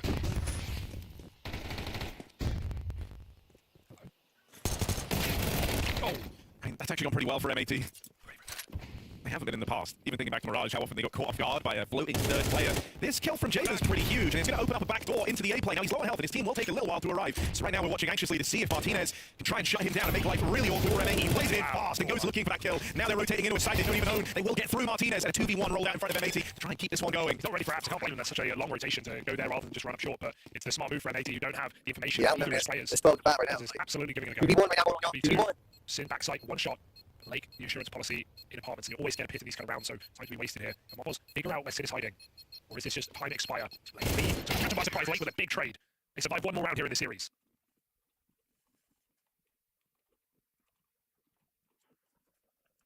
I mean, that's money broken and put into a weird spot for the side of the Gentlemates. Just buy, honestly, just buy. You can win anything right now that you can get an M4, you should buy. So that source will push down mid. The other round. Man, I didn't see that part. Again with banana aggression, Martinez even looking to get stuck in with the scout, but they lose an SMG in an instant out towards top B. Mopoz caught again on the banana aggression. Tag through the smoke, forces Alex out of the sight. This could build very, very quickly to just being a save. You don't get a kill on a spam, and it's even worse than that. They actually lose a player through it. Martinez now just going to look to get out with his M4. Oh. Okay. Third time's the charm, maybe. I think it's a 4v2 going on right now, y'all. Gonna do it. 60-12. 5-7 puts fear in any man. Sid lets it come Oh. in. I don't think Martinez is getting out of this one. Nah. No. Oh. My shots here, M80. Important, like if you're believing in the comeback, you need to be not just winning those rounds cleanly, but taking all the guns away, putting them on full eco, which they've now done. So I'd love that M80 recognize the importance of the hunt there. 2K a player, suddenly this game isn't so done.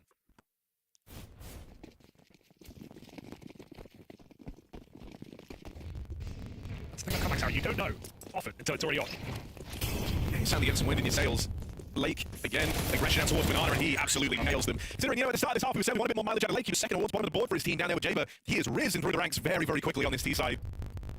And, you know, a big little, Which one is it? No, yeah, I know, I really, can I say, a big 4K out towards Banana on USPs. That's going to help propel him up there even further. It is a big little 4K. Big little 4K. That's why, because it's against pistols, you know? It's big and little at the same time. An oxymoron.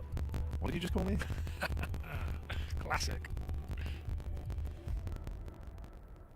4 rounds. That's all it is, Harry. 4? You've won 4 rounds before? A lot of us have. Yeah. Not a boxing. Think you could survive 4 rounds of boxing? No. Didn't take it too. I know. I just don't know how. So I feel like on that basis alone, I'm in a bad way, you know? Yeah. Oh my god, those nades have absolutely annihilated Mopoz. Martinez. Oh, he's glass. He won't swap. You're on your own, Mopoz. Oh, there's one. Plus all. Oh, nails him, and it's down to 2 so quickly. Oh, shot just misses on a JB. He'll make it out and into the open. Okay, ball's rolling on this 2v5. All that earlier damage on Mopoz will come in handy down the stretch. That's towards mid, it slacks. Even more damage from downrange. They will deal with him. It's going to fall to JB. Needs the ace clutch, but he opened this up with a startling little 3K through the apartments. On there, Molly put on it. It's actually going to waste some time for Jaber, and he's getting wrapped through the site. They're in behind him. He's picked up the bomb. This is heard by the man in apartments and stops it there on the swing. It all came down to an ace clutch that won't come through. Denied at the door. Crazy, NSE back on the plane as they are eliminated from the bounty. A massacre on Inferno, just enough there at the tail end from M80 to give you just a hint of hope. Just that tiny spark that then got completely snuffed out. Nothing doing for M80 here. All the Gentlemates all the way. Celebrations in Spain tonight, I think. Yeah, for sure. Clinical performance coming in for Gentlemates. Let's be honest, Mike. You were hoping, you were getting hyped, you were getting a little excited, but in reality, that was 2 very, very, very convincing maps coming in for Gentlemates. At no point did I leave any doubt that they were the better team here. I think it's impossible to say that, oh, would they not won that, you know, stupid clutch, then maybe it would have been a game going the way of M80. Even those ridiculous rounds within this game, there was still a bit of a cushion, so to speak. There was still a big lead for the boys for Gentlemates that it never really felt that was the defining moment. Yeah, I think you need like 4 to 6 of those situations to have gone the other way, and then when you've got that kind of a sample size, you just have to say the Gentlemates were the far better team today. And there's really no doubt about that, is there? No, there's not, but it's surprising. It's surprising that there's such a big difference. As we spoke about coming into the game, I think we both agreed that it was a 50-50 matchup. You know, you could argue that M80 had maybe more potential, or was a bit more of an unknown quantity, whereas we know what we get from Gentlemates, which is solid Counter-Strike, good Counter-Strike, and Counter-Strike at a high level without, you know, breaking the boundaries. And I am a little bit disappointed that M80 wasn't able to put on a show for us, because I do think Gentlemates were playing incredible well. Unfortunately, I also think that M80 were playing subpar to what we've seen recently. No, absolutely. I mean, you see situations where players are panicking, making those individual moves, not playing together. They're not reading the situation as well, right? We see how many moments did we see the stack on the wrong side of the map for M80 in that first half, where they just didn't have a feel for what the mates were throwing at them. And there's also another aspect, which is that you don't want to highlight an individual, but he is the new guy, so we kind of are focused on him a little bit. JBA having a bit of a rough one across both maps. Started to get activated at the very, very end there, but it was way too little too late. We are going to get a little bit of a chat. Swisher coming to us for a little bit of a conversation about how that one went. Swisher, that was a tough one, man. A rough day in office for you guys. What's on your mind right now? I mean, obviously we're disappointed. Kind of just played terribly all today. We had good plans overall on the RCT sides, or T sides, that being. We just didn't get anything going. Is it what you call a collective off day, you know, where nothing is just working out regardless of what you're trying? I would kind of say that like at the slightest, that's definitely one of the issues. I would say we're still pretty live, to be fair. Yeah. I'm kind of late Tuesday night, like around 10 p.m. Tuesday night, so we're going to have 1 day to try to tackle me. But yeah, they played well. That's fair enough. You know, obviously not a great game by you, and now exiting here from Blast, but moving forward and thinking about the future, you're going to stay in Europe boot camping? What are you getting up to, man? Yeah, I think we're going to be here for a couple weeks prior to heading back to NA for some tournaments. So it's a much needed practice here. Starting to get those reps start to gel. Talking about JBA today, not his best showing. Much better last weekend at the Flomland. How do you think he's progressing, getting into his roles, getting into this team? He's progressing really well. There's been some things that we've been trying to catch up on, like, I mean, it's another thing too that we've had only 3 days of practice, 3 days of scrims with him. So we really haven't had any maps to actually put anything into except for like just a brief showing. But he's playing really well, and just getting him comfortable is the number one priority. And looking to the horizon, you've got that boot camp. Is there anything in particular you want to work on? You know, I'll just ask you. You know what Anubis back in the pool? I mean, of course, we were pretty good on that map. We already kind of, I think, today ready for it. But we like that map, and we're excited to play again. I'm looking forward to seeing that. Something at least to look forward to on the horizon. You're done here in the last bounty. But thank you for joining us here, Swisher, and doing this interview. Thank you. I mean, he was honest about it, owned up to it at the end of the day. Yes, it was an off day. Yes, they're dealing with jet lag, but he knew Gentleman just outplayed them at every step of the way. See, I'll rephrase it like this. I was disappointed in M80 today, but it's not going to change what I think of M80 long term. I still think it's a team that has potential. I still think there's some interesting elements into M80. I like what Swisher is doing. I like what M80 as a whole is doing. I like what Lake is doing. So I'm still open-minded to the fact that they can come in later into the season and maybe improve, progress, and impress us a little bit sad they don't get to play any of the upcoming European tournaments so they can bounce back. But let's be honest, 2 weeks of hardcore practice in Europe, boot camp for Warsaw, that can definitely help them to be ready and to be better later on in the season. So yeah, I'm disappointed today, but I still like what I'm seeing overall from M80. So I think the future is not changing based on one best of 3 today. I agree, but there is a reality to that future, which is that they made life much more difficult for themselves, right? We saw it in Frag Miami, they didn't get the spot in Krakow. Now here they missed an opportunity to climb up that VR's rank here in Bounty, so they're going to need to go back tonight, they're going to need to play some qualifiers, they're going to need to play some tournaments, get their way back up the brackets, get themselves back on the invite slots. It's a tough road, but I do share, I mean, obviously I share your optimism. I think they can get there. We'll see more from M80 somewhere in the future, but for now, we're going to take a break so we can see some more of the Blast Bounty with our next matchup.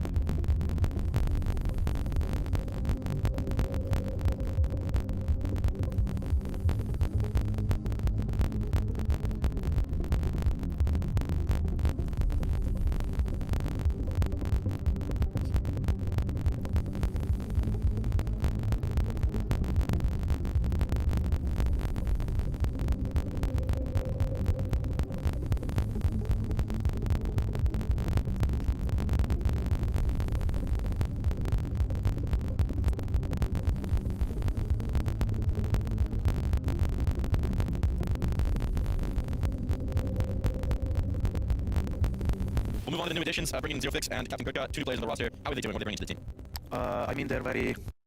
We all start and you think to yourself, all right, let's make sure that we move on, we win 16 to 12, but then these couple rounds here at the end, I think the very last round of the game is very fitting, tells the story of the entire game, very competitive, very messy, very obstruct. I'd say in a way, it felt like neither of the 2 teams could really get a grasp of what was going on, and they constantly applied pressure to each other, but for my money, it's still, can I even say that? I think it's a disappointing showing for FreedomX despite them winning the map. I think that's why I want to go to begin with. Yeah, I think that's reasonable. We can go into this. Do you want to start with the bright spots, or you want to go straight to your criticisms? I mean, I want to get the criticism out of the way so I can get the good stuff. I think for FreedomX, again, you have a better player, so you have a better understanding of how to approach. I think there was a lot of rounds where you had a good situation going for you. I think Hugo said as well during the cast there. It almost felt like it was the micromanaging, it was the 3v3s, it was the 4v4s, it was the mid-round decisions and the mid-round calling, where normally I'd say that's where your strengths should come into play. If you're FreedomX, you have significantly more experience, you should have better decision making to take us on the server as well, but I didn't really see that. So I want to give credit to Winner Circuit for putting up a good fight, and for FreedomX, I mean, there's 2 ways of looking at it. Either you can say, okay, we played a poor game of Counter-Strike, we still managed to win. That's a sign of strength, that's a sign that there's something, to go there, a bit of depth to put in the squad. But on the other hand, is this really a comfortable win for FreedomX? Your own map pick, you lost your first map as well without looking impressive. So far, it has been a great day, for FreedomX. Maybe a little bit teaching tape to go back and look at. But now we'll get into the bright spot. There's one really bright, shining spot. His name's Maka. Yeah, a really monstrous game from him. A huge fight actually keeping him in this, and why this didn't go against them was just big impact rounds, multi-kills coming in, off rifle, whatever you need. Maka can deliver when he's called upon. Yeah, I'm glad we highlighted him coming into the match as well, saying that if there's a player that can stand down and should stand out, it's Maka. You see this highlight package as well. There's an awful lot of rifling going on the T side. He didn't pick up that much on the T side, showed that he's very capable of doing both. CT side as well. Took a few rounds before he brought in the AWP, but I think Maka did a great job overall from start to finish, finding impact with the rifle, finding impact in the clutches, and then later in the game picking up the AWP and installing a bit of fear towards Inner Circle as well. So without Maka, it's safe to say that FreedomX probably would have struggled more and probably would have now determined, but that's easy to say when you have a guy who's putting up a tremendous amount of frags and a tremendous amount of ADR. 100 on average in an overtime game, that's not bad at all. With the AWP in the second half as well, I mean, yeah, that is massive impact. Multi-kill percentage, 20% of the rounds, 21% even, coming on in with a multi-kill. That is the difference maker by far.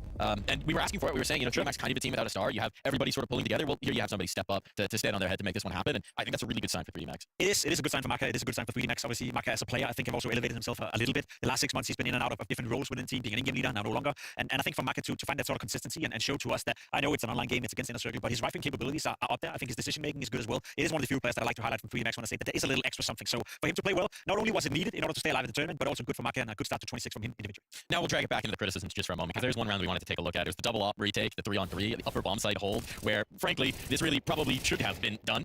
You get the bomb down, you have the even numbers, they're coming back in with 2 AWPs, and then you gotta get that little bit more. The swing on out, the opportunity, the door open back in for Inner Circle. There were just a few too many moments like this for 3DMax where you're giving up advantages, you're giving up situations where you should be in control. I think it exemplifies what we spoke about when we say that 3DMax they survived with a bit of scare right here. Because I think in the beginning of the rounds, in terms of getting the opening kills their way, I think Maka went 6 or 7 or something as well. And in the vast majority of the rounds, it felt like the initial game plan for 3DMax was good, but the 3v3s, the decision making to peek into 2 ops here and a double op retake, the decision making in some of the other clutches as well, where they're giving up rounds, giving up kills that you'd see, I guess, a zoned in and a honed in 3DMax normally not give up. That's why I'm a little bit disappointed. I'm sure if you were to ask the players as well right now, they'd say, oh, that wasn't the best performance of ours. We didn't really play well. We made a lot of rounds much closer than we were supposed to, but we still ended up winning the map and we still move on into the third one. So again, it depends on whether you're a glass half full, half empty kind of guy. Right now, I'm expecting more from 3DMax. I think they're a great team, but they haven't haven't showed that so far. Well, let's shift our perspective. Let's go glass half full. Let's talk about Inner Circle, right? Because despite the fact that they lose this map, holy cow, what a map of play. Did bring 3D Max right to the real brink of a 2-0 here. And it started with this guy, Captain Kirko, once again being just the fire starter for this team. I mean, another ace, 2 maps, 2 aces for the captain, and some tremendous play, particularly in that first half here on Nuke. I think he brought that confidence he gathered on Ancient here to the second half. He was hungry, he was willing to take a lot of fights, he was willing to do a lot of stuff in order to get the aces going. You can see it right here. Again, yeah, it's against an eco, but look how aggressive he is, look how willing he is to fight, look how hungry he is for these kills, and then it takes something to pull them off. So I want to give credit to Captain Kirk, I want to give credit to Inner Circle. Again, yes, they lost on Nuke. They were never supposed to win. They were never supposed to be in this scenario either. You know, on paper, this was a clear-cut 2-0 victory for 3D Max. They're still competitive in the matchup. They can still head into the third map and say, we almost won Nuke before this map pick. So if you're Inner Circle right now, of course you're not happy that you lost Nuke, but I think it went significantly better than you probably could have feared. I mean, yeah, absolutely. I think there's a lot to take away from this, a lot of positives. And in particular, I think just cool that Captain Kirk continues to have this kind of firepower impact because, just for context, right, he was playing with that Fate roster. He was removed because they wanted an upgrade. They wanted a player upgrade. They wanted to move on. They all liked him as a teammate. He stuck with that roster for a very long time. They ultimately felt like they needed to find more firepower. And, well, clearly, he's been spending his time developing that firepower himself because he has brought oodles of it to the 2 maps we've had so far in this series. He definitely have. And that's what to be expected from Captain Kirk coming into this team, but also moving on into Dust 2. I think it's much needed that you have your individual players continuing to step up. As I said, if you want to summarize what we've seen so far, it's been 2 great performances from Inner Circle. It's been a 3D Max who's slowly but surely waking up. 3D Max have maybe played at, say, 67% of their capacity, and I think Inner Circle is giving us 100% of their abilities right now. So in that terms, they have evened out the matchup that on paper looked like a clear-cut favorite in 3D Max. I'm not comfortable saying that 3D Max are going to win on Dust 2, which in itself is a bit of a crazy thing to say, but that's based on what we've seen so far. Well, we'll have to find out. We'll talk a little bit more about it on the other side of this break.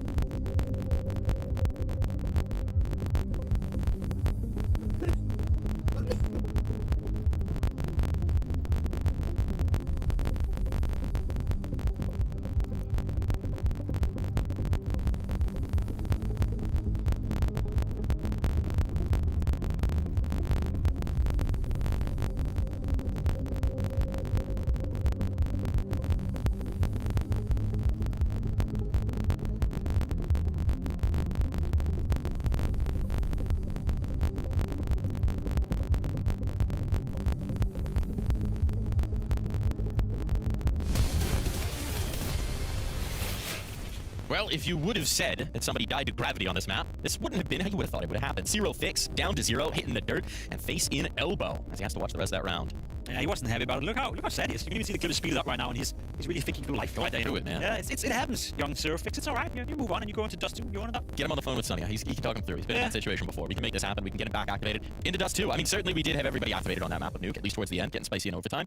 Bringing that energy into Dust 2. What do you think we're going to get here, Ben? It's a good question. For 3D Max, it's not a map they found a lot of success on as of late. The last 7 times they played the map, they've lost 6 of those games, so that's not a crazy stat line. The thing is, the same could be said for Inner Circle. They share the same win rate, 33%, but there's a difference in terms of opposition. 3D Max are playing the likes of FaZe, Paravision, Linvision, FlyQuest, Legacy, Liquid, some better teams. For Inner Circle, I think they played Gen 1, they played, who was it, an Academy team as well, and they played Foot on the map. So it's a different caliber of team. So again, I'm willing to build in a narrative that I kind of set from the get-go, Mike, that we're looking at 2 teams who are normally competing in different circles, different levels. So despite them both struggling, I'm going to lean towards the team that is struggling against the better teams compared to the team like Inner Circle that is struggling against some less prominent teams. I'll turn it around on you just a little bit, because you're right. These are 2 teams used to playing in different milieus, different settings, but one of them is more used to playing things on LAN, and one of them is more used to the grimy jungle that is online Counter-Strike, where series go long, maps go into OT, and everything's potentially on the table. So I'll say Inner Circle have definitely been grinding that online circuit, but playing out those games. They're no strangers to this thing going 3 to things getting downright weird down the stretch. I can play devil advocates to myself as well, because I was looking up on 3D Max's stats for Dust 2 specifically. There's not a single player on their T side with a positive KD or positive rating. The highest rated player for 3D Max on their T side of Dust 2 is 0.99.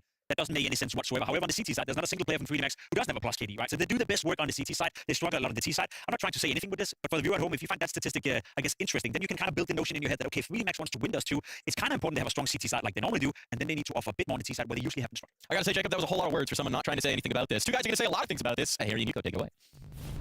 Yes, indeed, Mike. How do we match that nuke? How do we exceed that nuke, Harry? That was a roller coaster from start to finish, and now Dust 2 to decide. Another difficult map for these squads, but more so for 3dmax. When you look at this other team, Inner Circle / XTNL, they had a pretty good year on Dust 2, all things considered. Yeah, you know, I think as well, both teams kind of finding their form by nuke. It was the case that 3dmax might have started off on a bit of a weird note, but Inner Circle still came close. So to that end, I don't think individually they're looking pretty good for the side of Inner Circle. And you're dead on, it might have been a weird ending to the year for Inner Circle on this map, but around the rest of it actually did have some very legit wins. So 3dmax, you know, it took them a lot to get to this point to fight back on their pick of nuke and win it in OT. But the battle isn't decided till Dust 2 is over. 5-loss streak here for 3dmax, 3 at the major as well. We know they finished their season on a bit of a low, considering how good the year was, how many improvements were shown. But hey, look, they wouldn't be out of the ordinary if they were to lose to an underdog here at Blast Bounty this week. At least there's been a couple of those going round. Latest was Na'Vi last night, falling to Monty. So let's see if 3dmax can exceed after a very strange nuke. They won it though.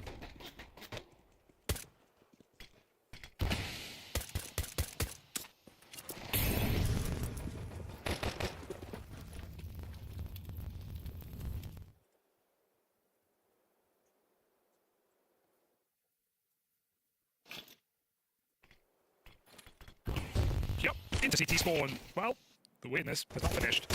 Shut down on all sides of the map. Captain Kurtka with 2 and lucky responds, but he's got no bomb for this site. It would take one hell of a misstep for him to get that bomb back. They're dying for that bomb. If you want to get it, you got to get through me. I mean, you can almost just wait till he gives you any type of sound cue, anything to play off of, and then just double swing him. So you'd like to think this should be a safe bet for Inner Circle, and there it is. That double swing comes through. They will secure themselves a pistol, which is nice, right? We've only seen one of the pistol round win thus far for Inner Circle, and immediately got cancelled out with a force by victory from 3dmax. This is kind of their chance at redemption here on map 3. Definitely should be, especially on CT side as well. It's hard to win a force by. It's not even really common force on teams like Dust 2 without a plant, at least.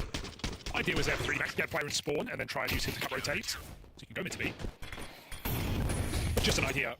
It just Glocks and Deagle here in the second round. Oh, one Deagle doing a lot. Good impressive fight in middle. Keeps Inner Circle in control.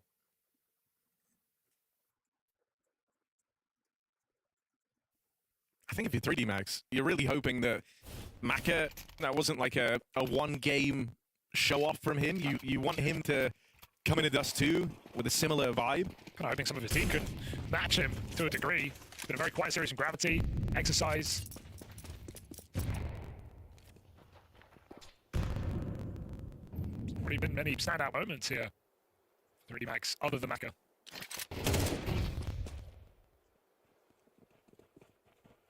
Get up, D.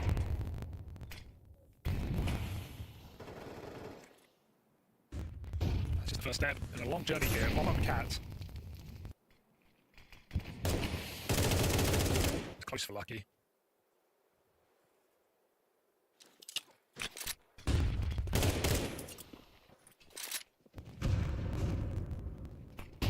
Oh, a strong flash. Really, really lovely. Just to shut down this mid-take before it even begins, really. Might have been out of the doors, but you didn't have a chance to play whatever you wanted to in this round. Sat in middle for far too long without making any progress. As soon as the extra 2 players come through doors, that's when Kurtka drops his flash. High impact. Dory with 3. That cat fake was easily read by Inner Circle.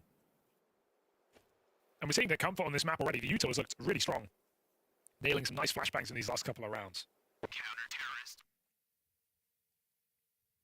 So 3-0. Delayed gratification. They convert a pistol.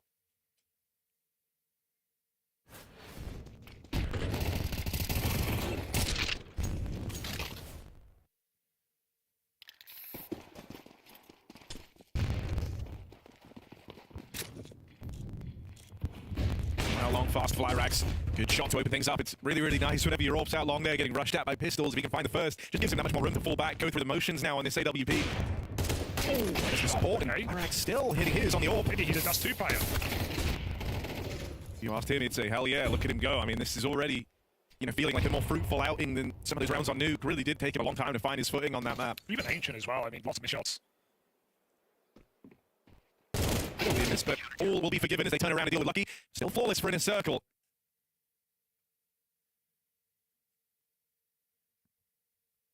Hope 3dmax save some energy for this third map because they gave it their all there to close out Nuke. Coming in, we're going to need 2 players haven't found kills yet. In a weird way as well, having like 3 guys start off, yet to feel like they made it in the game. So I can feel in a way a little bit relieving. It's like no wonder the rounds are hard. 3 of us haven't even had like a proper fair fight. Yeah, that always makes sense when you think about the fact that the first Rife round ended cataclysmically in that flash play in middle. Sure. You know, you haven't really had like a drawn out chance to mid-round get anything going there. It's been super decisive L's. And so if you are given a bit of room and respect, then let's see what 3dmax can do. Like in this round, where they're not having any crazy challenge leveled against them early on. It's not down to some out there rush. They once again get away with the mid play. They've got Maka now posted on this AWP, and he's got teammates with him. Let's see if they learn their lessons from last time and go a little bit quicker about this mid control. Their smoke's already in. Waiting for a kill to come back his way from the jump. No one's going for info. Break it through. Spray back to fight Maka.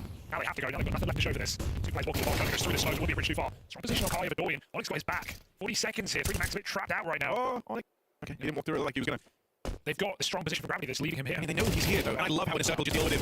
Before it becomes a problem, right, there was a choice that you made. You either deal with it now, you deal with it later, and they go with the former. They swing that mid player while he's alone. Now 3dmax waiting to let Gravity get a kill. I didn't think it would be so hard. Also, why I actually really like the push from Captain Kirk, because there was no info on mid, and I know it looks a little bit silly when he runs through and dies to 2 guys holding him, but the whole reason they know about Gravity being this far forward is because of that push. You imagine Kirk didn't go for that info? Does he live? Sure, but does the B side likely fall from the mid side? Also, yes. Yeah, good point. Team play. Excellent here for Inner Circle. It's the utility, it's the swinging together, it's the comms. They know exactly where to go and when to go there. And there's nothing more frustrating than getting double pick like that. You know you don't even have a chance. So timeout down for 3dmax, 5-0 in the hole with nothing. No money. 1 gun.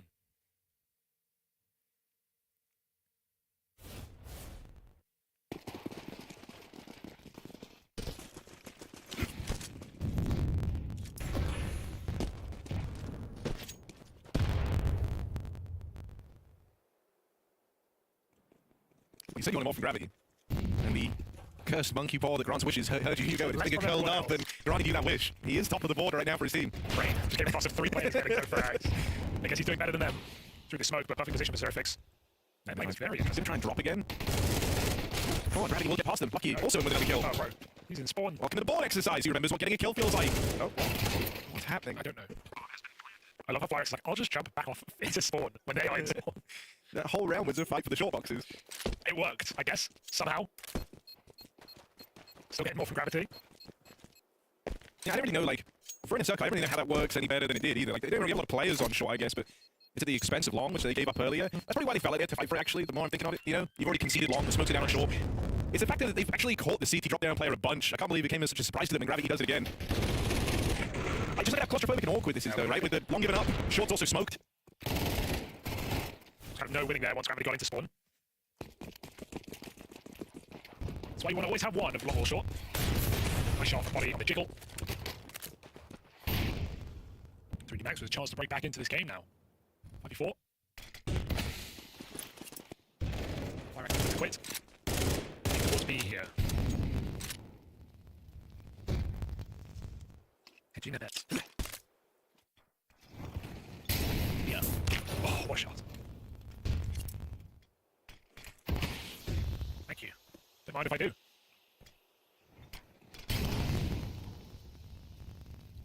Sorry. I thought he did. I swear he did. Okay, well, now it's only Flyrex on this AWP. This guy had some real bad swings and misses on the previous maps. Nails the first chance he's given there, but swing out from Gravity just kind of stops the roll of that AWP straight away.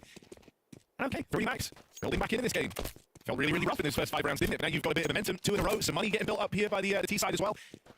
The nature of this game has changed very, very quickly. Yeah, you can write it off as a slow start now. Everyone's on the board. They've got all the money in the world. Back-to-back rounds.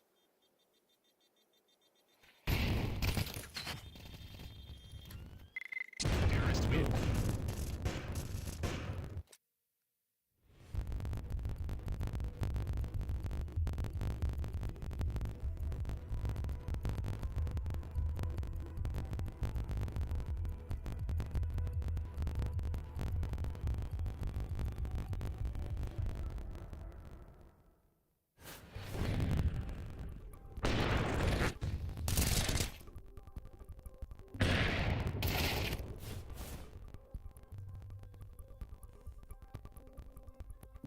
little tech timeout. Never ideal this late into the series, but it is what it is, Hugo.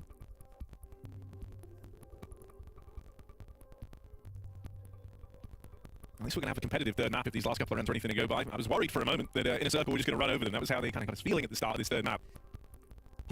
Especially pretty much finding a way in. It's nice to see a little bit more why they want to try and exploit some of these mid-holds. So let's see how they fare when they don't start one of these rounds with an advantage. Obviously in the last couple, you've had openers picked up, Bobby. In the last one they won with a Lorb spawn out towards long. Oh, I hear that music's fading out. Hugo, does that mean we're back? We are back, baby. We're so back. To the left. It looks like it. A new opportunity for some chaos. Hugo, some mischief, maybe. Maybe beat all three. Let's be rush Harry. It's a classic. Are they really sending it? They just like Mackie pick with the ore. Gonna go for it, but smoke comes down. Oh, Doi on the push. Back's turn on the second Macca. Deals with the wrong man. The slight down range on the Kirko, but Doi is still a big threat. That is beautiful. 4 from the lower push on Doi. Alright, Exercise, what you got for us, man? It's a 1v4. Real rough spot to be in. 14 kills deep for Doi at the end of this round. And Exercise is all alone. I want him to get the ace. It doesn't anyone to get it too. Building him out towards the spawn. That's not where Exercise is. How did Alex get 3 of the flash was so good onto Martinez? I thought those duels were done for, and then Alex comes out with a triple headshot. Saves an A. Well, another really nice hit. 10 rounds now. 2 jets away. Looking at the gap right now. Knows they're literally all around tunnel. So it's all Doi. 14 and 3, 4 magnificent kills. That is one way to shut down the B site. When you were getting all hyped up about the prospect of a B-Rush, well, the B-Rush came to them. Yeah.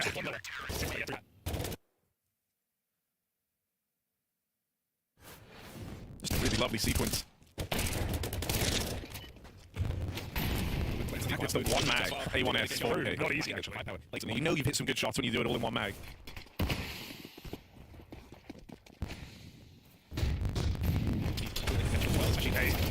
Body brave soldier out long does find the entry. 2 more players finding the edge of that smoke though, so 3 max. No one to cut and leave. Gonna run up cat and snare, bit of pace here. Sooner they pick the banner, but they really didn't expect it. The circle would be ready, they weren't. Now they are. 2 more for 2. Does give away the site. That bomb plant here for 3 max. It's the right body to throw. It's gonna mean a long plant could come in. Required for an 82. This round devil game reality. But that's play around. You're never gonna get given this fight if you fly racks. Where it could get complicated is with the long wrap. They'll make it over and they play within the site itself. Looking to go and take short away. This is where the AWP plays, and Flyrax will deal with the first spot. Unlucky too.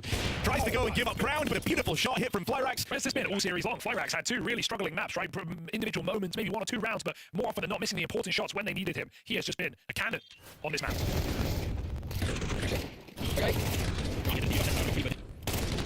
Lovely flick to finish it off. Woo.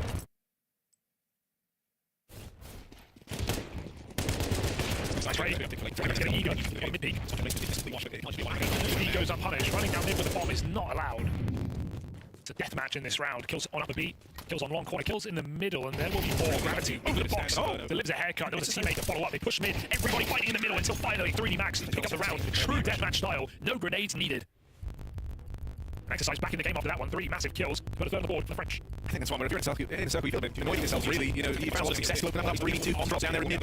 Ultimately, not even that much of an idea either to go and find the bomb, but I think you end up looking at the end and you think, well, we had a huge deal. We had everything we could have done to try and slow the round down. Crossfires we could have played, but we gave them the fights. You backed your aim on the mid duels, and you've actually given one away to 3D Max on the back of it. Because of that block. It's time to think about it. Could have been different, though. There's another round to play. If 3D Max can stumble back into this with 5 rounds after the 5-0 streak against them to open up Dusty, I would say that's a more than recovered half. And that's very, very achievable if they win this round. Money would be broken for Inner Circle. Second chance for Doi. 60 and 5. Don't want him dead for free. How long with the vengeance? And a bit of pace as well.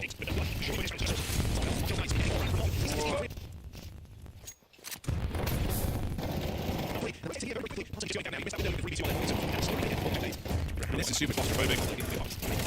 Well, first kill actually going to go the way of Inner Circle. I think they do a great job if they stumble their way through this round. Smokes it down, gaps in them, and just playing through it. Inner Circle, they're not missing a beat. Tell me they can blow this here. Oh, Gravity, he's got something to say about it. Third kill lined up, but he can't get it. Inner Circle, from an uncomfortable position, trapped behind those CT smokes, are able to get through and secure an 8th, really driving this lead home. This game is unlike any other. 2 very chaotic squads who are not afraid of re-peeking. Limited utility, all in the gunfights. 3 guys on the ramp fighting together, and 3 Max just giving the engagements they desire. Yeah, it's about time. I'd say it. Last round and a half. Try that pop again.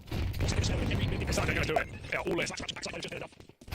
Good entry, but a really good blind spray in response. Couldn't see a thing, Kadoy, and he's gone out with a double kill. That keeps the hope of the retake alive here. Oh no! Okay, I mean, Util's really sacred, you know, coming into this with a light buy.